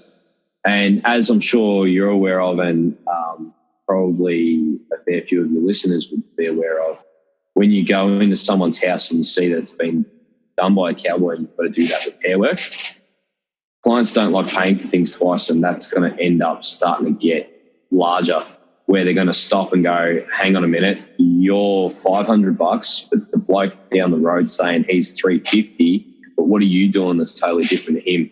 And then when you go, well, to be honest, the next time you call me is for another job, not to fix up someone else's work. Yeah. It's fingers crossed, like I say, fingers crossed that's how people think, dude, because it's normally the opposite, isn't it? It's normally the $200 cheaper. That's when they seem to normally get the work. I remember the last recession, I put so much work right because of the chippies that had come from site. Not all of them. Again, I'm not tying everyone in the same brush, because that's not fair. There's some great blokes on site. But a lot of the work I went to, they were saying, "Oh, he said he was a joiner and he works for such and such a company, but they had no work on, so we had him do this. Oh, and we don't think it's very good." And quite a few of them were irreparable. You know, it was completely taken out, completely put back in, buy new parts, buy new things, and redo the whole job. There was somewhere it was just down to experienced mistakes. They'd made simple mistakes that you could rectify in a day or two. But I made a significant amount of money at the time on repairing stuff as opposed to installing, if you know what I mean, because it would cost more to take it out and put it right and order stuff than to put it in than it would have just done it in the first place. So like you say, fingers crossed, that's what'll happen this time. But when somebody says they can do it for 100 quid cheaper, sometimes they just win, and that's very frustrating. Yeah, I know what you mean there. But hopefully... Yeah, that's right. Hopefully we'll be fine. Hopefully, yeah. Because I can't even say that... I'm optimistic, Anthony. I'm optimistic like you. And I think your work stands out. And the way you do your work, possibly you've only got to get another similar job to what you've got now, and you might be busy for another 6 months to a year. So... That's right, yeah. You might, you've only got to pick up one or two, haven't you, if you can do them jobs. Yeah. Instead of someone just coming for a kitchen that may only take you 2 weeks to make and then install. So there is the aspect of that, isn't there? That will always be. There's no way around that one, though, I suppose. No. But then that's where it's sort of what I mean by the whole, we might have to revert back to doing stuff that we don't initially want to do. Necessarily like, well, like we do it and we'll still do it good. Like I'm not going to go half-assed in just to install a kitchen. It's still going to be done beautifully and perfectly.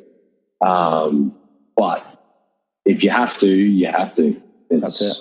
It's just how it goes, because survival's the biggest part.